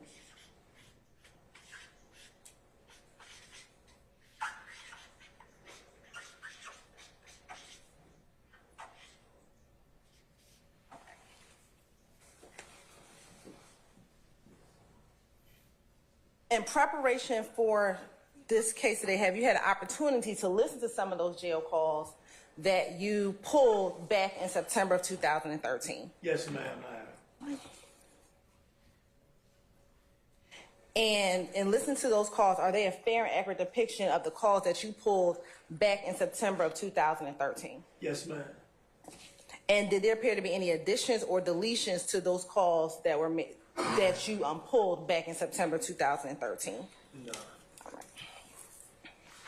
Your Honor, at this time, the state would like to show Detective Quinn State Exhibit 175, which contains calls A through C. Your Honor, State's Exhibit 175A was already admitted yesterday. State's Exhibit, 175 Charlie Alpha was already admitted yesterday, Your Honor. What is State's Exhibit 175 Charlie Bravo is actually a duplication of Defense Exhibit 205. So they've already been admitted. The other 3 calls, Your Honor, would be new exhibits, which would be Stacy Exhibits 175, Charlie Delta Echo. So you guys seem to have this Alpha through Echo. Yes, 175 Charlie Alpha through Echo. Any objection? Can I just have one moment for the, Yeah, sure, absolutely.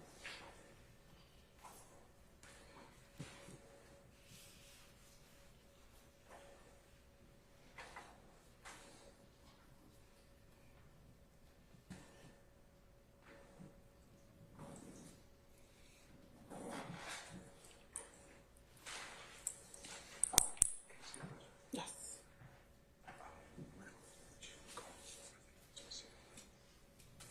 They are all the calls that are on those that, not all of them, they are, just tell me. Why would you put in, get to 205? Just because they were on the one CD, so I didn't know you were putting it in. So when he listened to them last week, it was prior to me knowing you were putting it in. So I had already labeled it.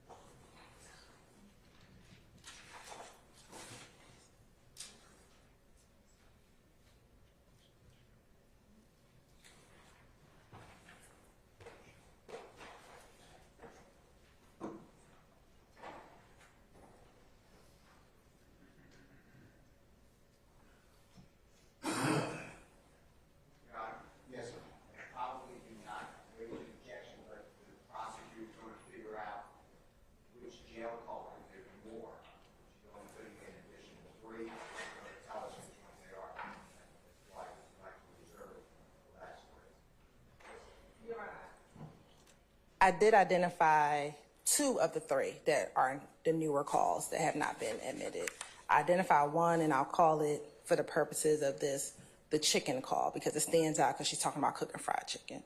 The second call after that is a call where she's at the baseball game, and that's very identifiable. It is the third call that I advised that I I would ask the court if we could take a brief break so I can just identify which call that is so that they can know. But I've identified that 2 of the 3 calls. Do you have any objections to the baseball or chicken call after you? I know it's not just one. You haven't reviewed those yet? You haven't? Okay, well, why do I need more time? Because Okay, you said to let you know if the issue comes up. okay, but do you have any specific objections to those 2 calls? Not the third one that we're going to need to take a break on. As I told you. I may have, I may not, but you're going to, you told me to let you know, so I told you.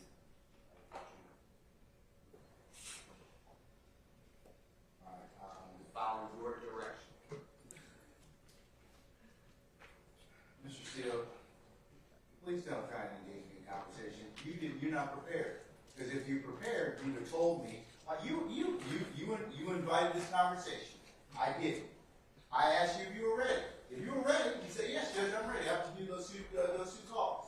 Now, if you're not ready, then go ahead and just tell me you're not ready, and we'll go ahead. I'll go ahead and we'll figure out something else to do. But if you have any other basis, then tell me. Your Honor,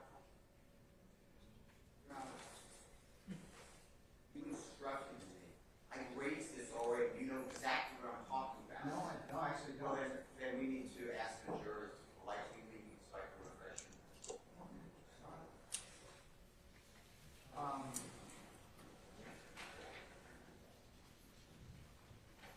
How long is this third one? They tell me they're all 15, 20 minutes.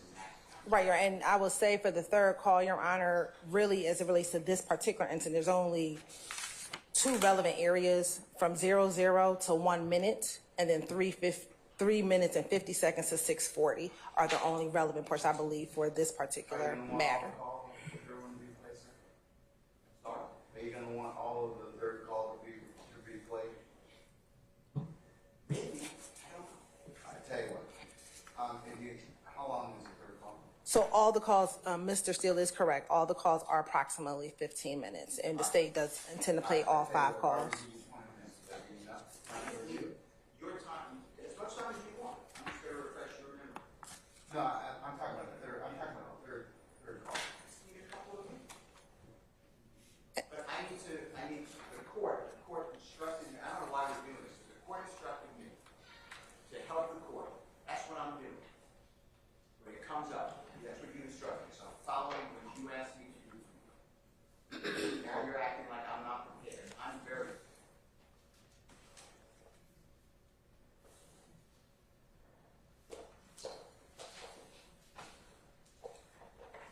All right, I tell you what. Will 20 minutes be sufficient for you to review your ordinance? Prepared? All right.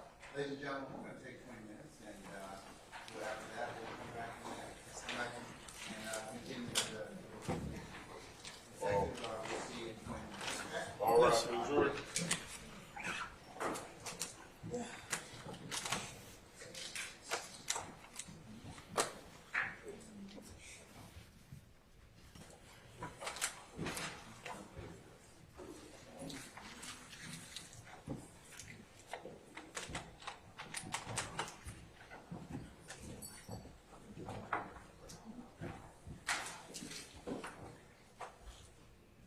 All right, ladies and gentlemen, please be seated. The detective will see you in 20 minutes, okay?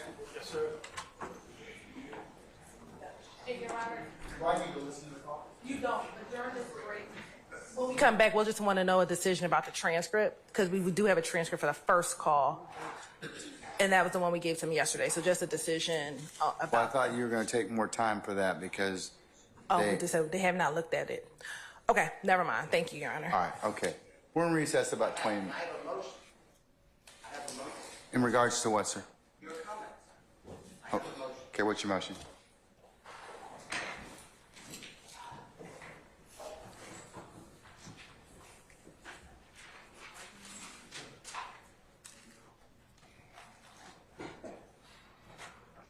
Man. This is the second time that this honorable court in front of the jury has addressed me inappropriately and wrongly. Second time. The first time I gave the state discovery of a song from a Super Bowl weeks before, there was an objection. You assumed that I didn't give it to the state. I didn't want to embarrass the court. So you were yelling at me and saying, do you understand me? Do you understand me? And instead of saying, do you understand that you're wrong? I sat here and I said, yes, Your Honor. That was to protect the integrity of this courtroom and the court. Now you say in front of the jury how unprepared I am. I am not unprepared for anything. Okay, I have Mr. no. Steele, I need to make Mr. a Steele, record. wait, Your Honor, Mr. Steele, wait a second. Record. When you keep delaying, okay, and that's what's happening to the court. You keep delaying and elongating and pushing out these particular our ability to present a seamless case in front of the jury. That's my purview as a judge. And I've asked you a number of times, you and your colleagues on both sides, to go ahead and listen to whatever it is you need to do, prepare me as needed. Now, I asked you those two particular questions because if they turned over the audio to you in discovery and you've listened to them already, then you either have an objection or you don't have an objection. And I was trying to solicit from you whether or not we could just go ahead and just hear it. So you can imagine my frustration because all these little delays just elongate out our presentation in front of the jury. That's for your benefit, not for mine, Your Honor. So that's why I've told you all at various times during this particular case. It's not because I want to embarrass you, Mr. Steele. It's just that I'm trying to kind of keep this thing presented in a way that the jury can listen to it. And the court is wrong. Okay, what happened was, let me finish, and I'm making this for the record. What happened is, and I don't get embarrassed by you, but I don't want to embarrass you. I made an objection that some of these jail calls have a third party who will not testify. I objected to hearsay. The state said it explains the effect Okay, which call? Which call? These calls, as you... Okay, well then why aren't we taking them up beforehand? The state just said, just now, these are the 3 additional calls that they want to introduce. Okay, all right, well, then here's your response. I'm going to give you an acceptable response. Well, I'm going to make my motion. Huh? I need to make my motion. Judge, there's more to this than we need to listen to these calls. Right. Then I would have no, you didn't say that though. So I wouldn't have had that opportunity. But that's why I keep telling you this, okay? I mean, like I told you, forewarned judge, a happy judge. All right, so had you just told me up front, Judge, we have not had the opportunity to listen to all of those calls. We've only been able to listen to 2. I want to listen to the other ones. And I've listened to the calls. I know. I don't know what the third one they're trying to do. Okay, well, listen, let me just finish. So you presuppose I don't know what the calls are. Well, I don't know what the third call is because Ms. Hilton, who's professional, said, I'll take a break and I'll let you know what it is. But the other 2 calls are the baseball game and at the chicken, they're discussing chicken wings. Or chicken. I understand those calls. There's issues in those calls that you need to address. But I politely make an objection and say, Your Honor, based upon what you told me, which is what you told me, we'll take it up later. I wanted to raise it. You tell in front of the jury how unprepared I am. And let me tell you something. I am not unprepared. I don't appreciate the court telling me that. And you don't, and I asked you, tell the jurors that you were wrong when you admonished me last time. You said you wouldn't do that. This is the second time. And you know what it does to me? I don't care. I'm hurt because you're a court, but I really don't care. But what does it do to Mr. Williams? Mr. Steele, I'm not trying to personally insult you or hurt your feelings, okay? You are a grown professional advocate. I am a grown professional jurist. And people say things to me that border on the lines of I could take action or not. You have certainly said some of those things to me during the trial of this case. I have let them go. So, sir, that's just the trial. That's just the trial of the case, okay? No, but that man's life is here. And you know you're doing a fine job in representing him. Well, but you know what? That's just the way we are right now. But the crux of the issue is, Mr. Steele, and the representatives from the state and everybody else. What happens right now is I have to take a break in order to vet all of these issues, which I'm required to do, Mr. Steele. And that's what is kind of disappointing to me, because I have given you all this administrative time, all these breaks to go ahead and do this, and this is what delays the presentation of this case in front of the jury. You know, if I would have done what the state did, and I'm not poking anything at Ms. Hilton, you would have said to me, why didn't you share those calls with him before? What, you were out all day today. We didn't start court till 1 o'clock. I would have shared them. I know you would have. But the state didn't. I'm not poking fun because I can deal with it. But when the court then steps in. But here's the problem. I have a problem with it, because here's, at the end of the day, I got to listen to a 15-minute call. You don't have to listen to anything. But you have to make a ruling on it. Yes, but I have to listen to it in order to make the ruling on those. And even if you said you've listened to the chicken call and the baseball call, and if you say there's other issues that come into play, it's better for us to take those things up before I ask for that jury. And I could have done that this morning. I could have done that at another point in time. So, I mean... Well, I raised this issue to you, and I don't remember the date, but it was days ago. I raised it, and the court said, all right, understood, and we'll take that issue up when it comes. Okay. What am I supposed to do? Okay. Sit there and say no objection? No, That's exactly right. Not at all. I said, Judge, it's an issue we need to take up. Not at all. And in addition to that, today alone, and this happens, today alone, the state introduced 2 exhibits. I've never been given them before, ever. You know what I did? No problem. No problem. Because I think that's professional. One was a Google map. It needs to be clarified for the record that it was not done on September 11, 2013. And then a map with little dots with 0.4 miles I've never seen before. But I didn't do anything, Your Honor. I want to move the case. But when the court, it gives me no pleasure in saying this. I believe that this honorable court is biased against Mr. Williams and or his counsel. And I ask you to consider recusing yourself, or don't do this again to me. This is inappropriate to me. I respect you, but what am I supposed to do? Sit there while you do this? I didn't do anything wrong. I did exactly what you teach me to do and the courts teach me to do. All right. But instead, no, I got to finish this. Then I get told to this court says by Prosecutor Love that I'm not being candid with the court and I'm misrepresenting because Mr. Bean never went to the hospital at Grady on September 11, 2013, and Ms. Love has a document on the desk to prove it. I sat right in front of Your Honor at the table, at the bench, and I said, I'd be careful what you say. That's not accurate. Ms. Love looked down on me and she said, it is accurate. You said, we'll take a break, figure it out. After the break, you didn't even bat an eye. Ms. Love said, yeah, I was totally wrong. Mr. Steele's right. He was taken to Grady. If I would have done that and called another member of the bar disingenuous, not truthful, no candor, and misrepresenting, you would have had me yelling in front of a jury. You did nothing. You didn't even ask Ms. Love to apologize. I don't want her apology. I don't care about Ms. Love. But I care about the court. And now if you can walk in someone else's shoes just for a minute and see what you're doing to Mr. Williams, because it's hurtful. I'm not the one wasting time. I'm here every day ready to go. I am not wasting the time. I make a motion to ask you to please recuse yourself. I know it has to be in writing within 5 days. If you want me to do that, I'll do it. And that's to go to another judge. But this is what's going on, Your Honor, whether you see it or not.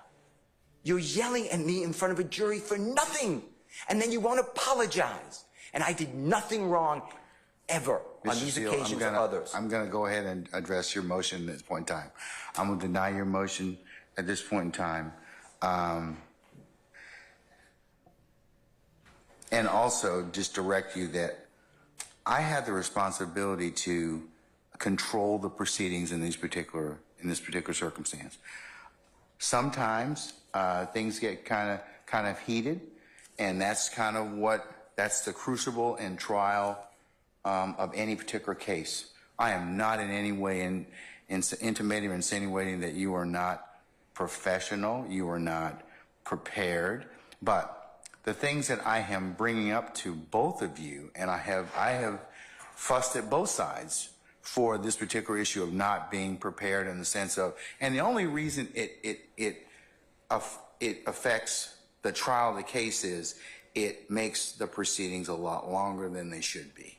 because all these things could be taken up. And sometimes, if we've got to parse out all these things, as you can see right now, it takes time, and that's what I'm kind of concerned about, having been a jurist for a long time. So, I understand that you're a zealous advocate. You in no way offend me by raising any type of motion. I think you're doing I think that you and the others here are representing your clients well, but sir, I have to be able to control these proceedings. And you at times in these proceedings have not listened to what the courts told you, and I certainly could have explored other options. I didn't. So, I'll tell you that much, for what it's worth. You allowed a member of the bar yesterday ask a witness who constantly is committing, respectfully, potentially perjury. Did Mr. Steele shut off and turn on the recording? I never did that. I wouldn't do that, and I didn't do that. Okay, and but sir, I would have said that question to about another member of the bar, prosecution. You would have come over the bench and said, "How dare you?" I sat there and I said, "Outrageous." You denied the motion. I think 3 other people made motions to strike or to object. You denied it. Judge, I'm just telling you, the appearance, if not the reality, is not good here. I'm being... What, to who? To Mr. Williams. Okay, but... Maybe to the others. Maybe you're his advocate, okay? And that separate issue of whether or not you did what you did, the state accused you of that, they have the right to at least inquire about whether or not that happened. Now, whether or not it happened or not, I'm not making any comment on it, but it goes to bias, it goes to motives to misrepresent. That never happened. No good faith. Okay, but I'm not commenting on that. That's for the jury. That's for the jury to decide. I asked a question about a missing recording that I wasn't given of a statement made by Mr. Bean. And you know what you told me? And I keep telling you. You know what you told me? You said, does the state have it? They said no. You said, nothing I can do. I tried to cross on it. You sustained an objection. Because it doesn't exist at this point in time. Now, if it exists at some point, I told you I'd say it. 1, I tell you, I apologize to you. And then 2, I'll take corrective action against the party or the entity that failed to give you that particular statement. But the point is, everyone knows he spoke to the detective beforehand. We don't. That's the whole thing. You believe it. You honestly believe it, and that's true. On September 17th, 2013, on recording, Mr. Bean tells that to Detective Quinn. How is that far-fetched? Why would he ever say that? I lied to the other detective. Why would he ever say that? I mean, logic has to come into this courtroom at times. But you stop me from doing it, but you allow another lawyer make up that I'm stopping and starting a recording.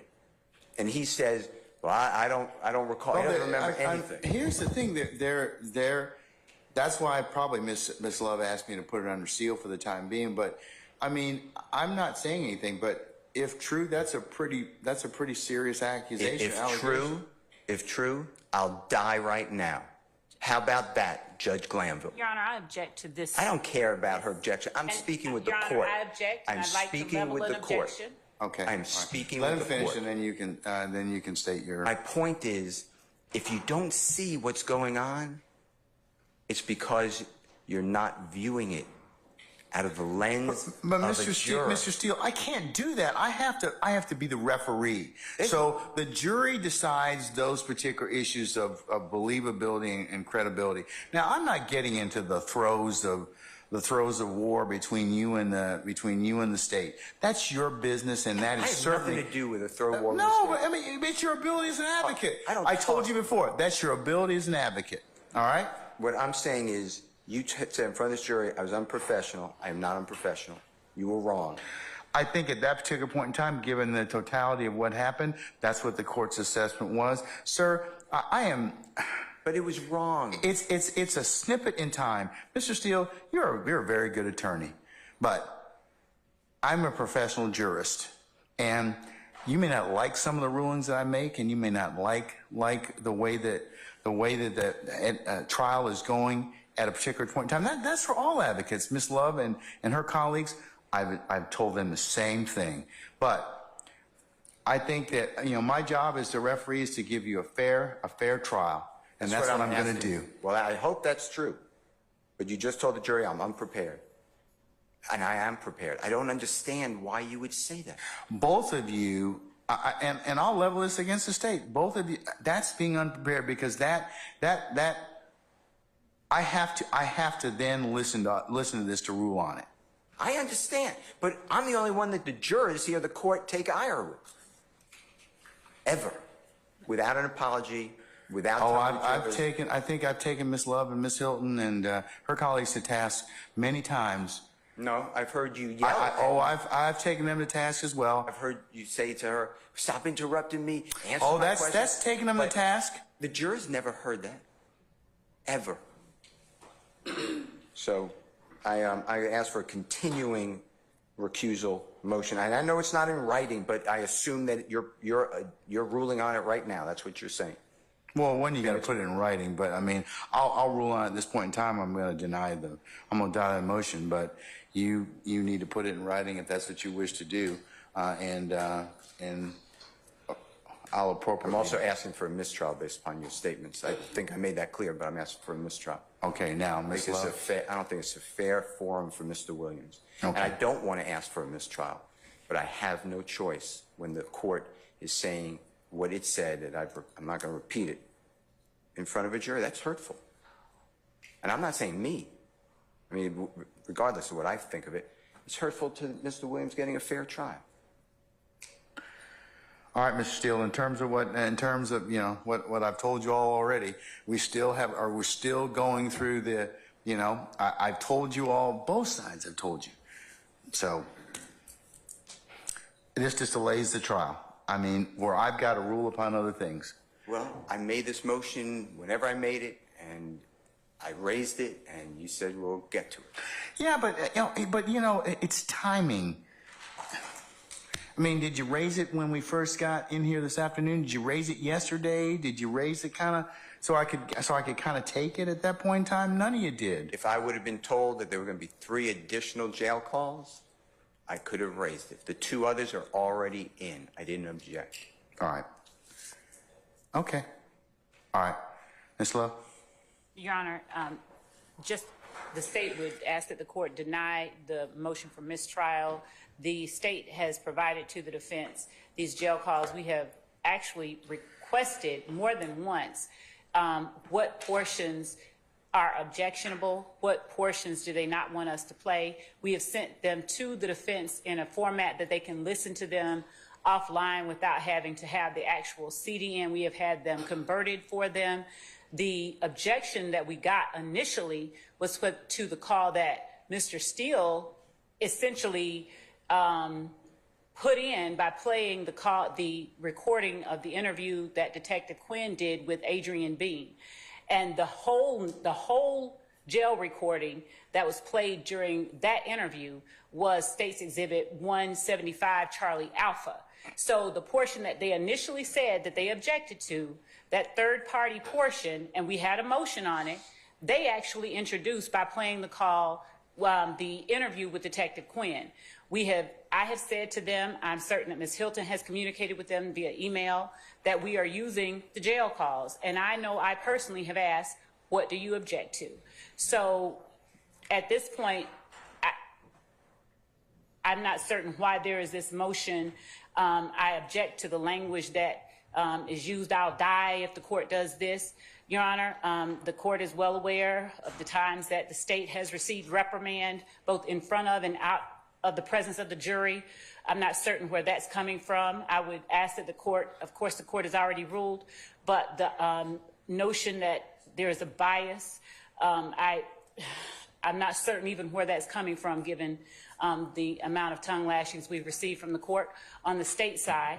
So I would just object to the defendant being granted a mistrial. And I state for the record that the portion that they identified for us that they objected to regarding the jail calls was entered through their cross-examination of the witness, Adrian Bean. Thank you. What about the sealed document Mr. Steele is raised or made an issue of at this point? With relation to the sealed document, that was a memorandum of the interaction that a lieutenant with the district attorney's office had with a party as it relates to Mr. Steele's interaction with that party, unsolicited, after walking out from the stand. That party made comments to members of the district attorney's office. The state asked that party, and we did not assume facts that were not in evidence. We asked, unlike the question, why did you do this? Or why did you do that? Which would assume facts that were not in evidence. We asked the open-ended question with a good faith basis for doing so, and with an ability to impeach if there was a denial of having said it.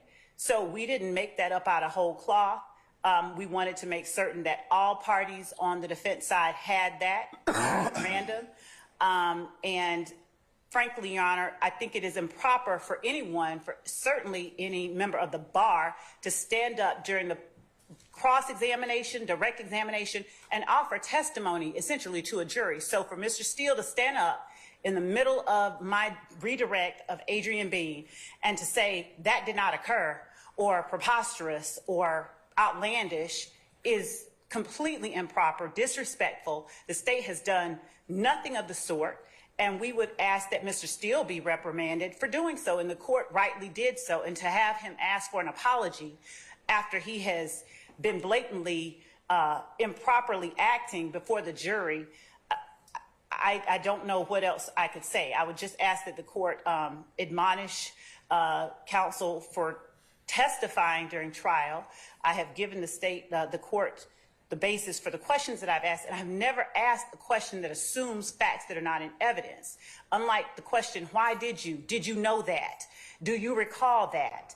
I didn't phrase my questions like that because I know not to do that, and I'm not gonna do that. And I don't want to improperly give the jury an impression of something that exists or that will be shown that I can't show them. So there is a real clear distinction in what Mr. Steele asked, implying, you know, why did you give a statement at the hospital? And he keeps conflating what it is that is objectionable. He keeps asserting something so that everybody in the ethos is asking, oh, where is this interview? Where's this recording? He's never seen one. He doesn't have a good faith basis for asking for one. And yet he continues to put that question out there so that everyone in the universe has this idea, oh, the state is hiding something. Oh, the state destroyed evidence. Again, they sat there for a whole day asking witnesses about the destruction of evidence.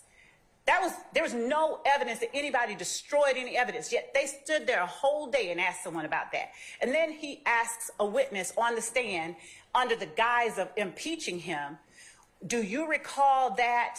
Or didn't this happen? Or can you explain why the state would delete? Or can you explain why the state failed to record your interview at the hospital? And he has no information that an interview at the hospital exists. So all of that, Your Honor, I don't know if Mr. Steele wants, you know, to give an impression. I don't know. He's vigorously advocating for his client. That's what he is supposed to do. But I would ask that the court deny all of his motions. They are baseless. And I would ask, you know, I've taken my licks from the court. We all have. And I'd ask that the court deny the motion for recusal. You know, I mean, the court has made rulings that obviously the state hasn't agreed with. The court has made rulings that other people haven't agreed with. So this notion that somehow the court is biased, when as recently as a few days ago, I caught it hardest. It was played everywhere. I'd ask that the court just deny Mr. Steele's motions, all of them, out of hand. All right. Ms. Hilton, do you have any explanation as to why this third call was just disclosed today? Is that true? Is Mr. Steele correct? No, he is not, Your Honor. These calls have been turned over. As a matter of fact, I'm getting ready to send an email forward an email to defense counsel that shows when they asked us to have the calls converted because they could not hear it on a CD, they asked us to have these calls converted. Literally on January 5th, and I'm actually in the process of forwarding these calls, Mr. Smith sent these calls on January 5th, all of them. I believe a few weeks ago, and this is the email that I'm looking for, when this case was first going to happen, probably in December, when we were to disclose to defense counsel what media we were going to use, I believe in one of those emails, and that is what I am looking for, I told defense counsel we're going to use all of the jail recordings. So this is not a surprise to them that we're using the jail calls. The only call that has ever been objected to is the first call that was played yesterday. They have not made an objection to any call. Now, they just want to know which of the 8 calls this is, then the state has no problem to do that. But to say that they just received the calls or they just learned about the calls, that is not true. They've known about the calls. Now, for me to identify this last call, I can do that. And I'm going to look for the email, or it might have been conversation in court, but when they asked, what media will we use? I think I said, we're going to use all the jail calls. And we're not actually using all the jail calls. We're going to use 5 of them. So this is not new evidence for defense counsel. Your Honor, may I respond? What, sir? About and maybe this will give a path moving forward that's a little bit more efficient, hopefully. There are thousands of jail calls in this case. Your Honor, hold on. Not for this case, for Acts 5 to 7 specifically. Okay. There are thousands of jail calls for this case. So they gave about 10, 12, however many jail calls. They're saying, I'm not going to dispute that. I don't have my computer in front of me. But it seems very inefficient to me that we're going to litigate, and you want us, the defense, to raise our objections to thousands or even 12 jail calls and suggest redactions for all these jail calls. But when did you get the jail calls? When did they tell you? Didn't they tell you like within a week or two, like I asked before, that they were going to use these calls? So, Your Honor, they just identified one as the chicken call. That's not how they are in discovery. So there's a cross-reference number. So we need to know exactly what call by the cross-reference number in discovery. There's nothing labeled chicken call. There's nothing. All right, but listen. Is there a certain number of calls for this particular type, for this particular act or acts? Yes or no? I can't. I don't have the email in front of me. So yes. Okay. So there's how many? 8, 10 calls? How many? Your Honor, there's actually 8 calls, and 2 of them were duplicates. And so in the email that I broke down to them. So in preparation, you know that if this particular act, which we've been dealing with for weeks, you only got about 12 calls to listen to, right? So yes. So you would like us to proactively state our objections for every call and litigate, because they're not using every call. Only if it becomes an issue, because if you all work it out, that's fine. I don't have any issue with that. But if it's going to be an issue, then I need to be able to vet it. I got to listen to the call. I got to listen to the evidentiary basis as to why it should be admitted or not admitted. That just gives me time to do that. And if you say it's only going to take about 15 minutes or whatever, well, it may take longer than that. You see how long we've been out dealing with this issue. So that's what I mean by forewarned judge is a happy judge. So if we could take it up and I don't have to either have them sit in their headquarters, it's better for all of you. I do not dispute anything you're saying, Your Honor. All I'm doing is suggesting that if last night or yesterday we were told tomorrow we plan on playing this call and it wasn't the chicken call or the whatever call, it was whatever the number is in the discovery or on the email, then we would certainly, I would say it would be on us. But that's not exactly what happened. I just want you on, and I'm not trying to, I really like Ms. Hilton a lot, so I'm not even trying to argue with her or say she's done anything wrong.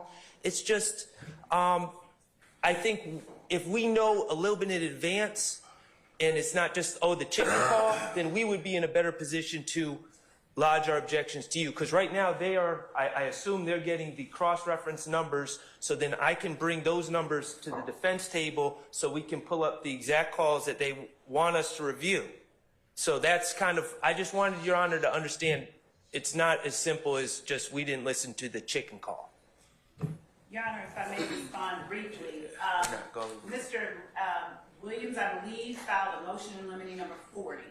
That was the only motion in limine that we had as it related to a jail call. And that was objecting to the third-party information contained in jail call number 175, Charlie Alpha, again, that Mr. Steele introduced by playing the interview of that Detective Quinn conducted with Adrian Bean. So we have again turned over the 8. we can specifically give track 1, 2, 3, 4, or 5 of CD 1, 2, or 3. We can give that information to them. The way that Ms. Hilton and Atkins noted and time hacked each of these calls references specific information in the call. That is the only reason Ms. Hilton identified it as such. But there were 8 calls. There is no other call within which the information she has spoken to the court and described the call using. There's no other call that has that information out of the only 8. So I'm not certain the reason for the reference to thousands of jail calls in this particular context. But, Your Honor, we have 8 jail calls here. We've turned over. We've asked, what do you object to? And the only thing that we've gotten was motion limiting number 40 from Defendant Williams. All right. Anything else before we recess? I still got to allow you to listen to the phone calls. Okay. The facts got lost. The accurate facts, I've listened to all the calls, the relevant calls. I've listened to them all. I know what the chicken call is. I know what the baseball call is. The issue is there's third parties making statements of fact, introducing statement of fact. We argued this. The state's position was it's non-hearsay because it goes to the effect of Mr. Bean, who will be a witness. I dispute that. I believe it's hearsay. That was the issue. Yes. You said, we'll take it up. Yeah. That's it. I'm not saying I don't understand the parameters. The only call that had an issue is Madam President, District Attorney Hilton said, I don't remember what the third call is. I'll let you know on a break. I was comfortable with that. But I just want you, before these jail calls are being played, to make a ruling, because I waive it, I need whether to it's hear, I need hearsay to or hear not. the call, though. Exactly. Okay. That's All right. what, that was my objection. That was it. And I did it in a manner that I thought was appropriate to say that we raised it. Your Honorable Court told me to let you know. And then we got here. All right. All right, N105? Yes, sir. Okay, all right, they're both denied. I'll note your objection and the continuing objection, Mr. Harvey. All right, we're going to take, did you have something, sir? Okay, we're going to take 15 minutes so you can listen to the call, and we'll come back at that point in time, okay? All right, we're in recess.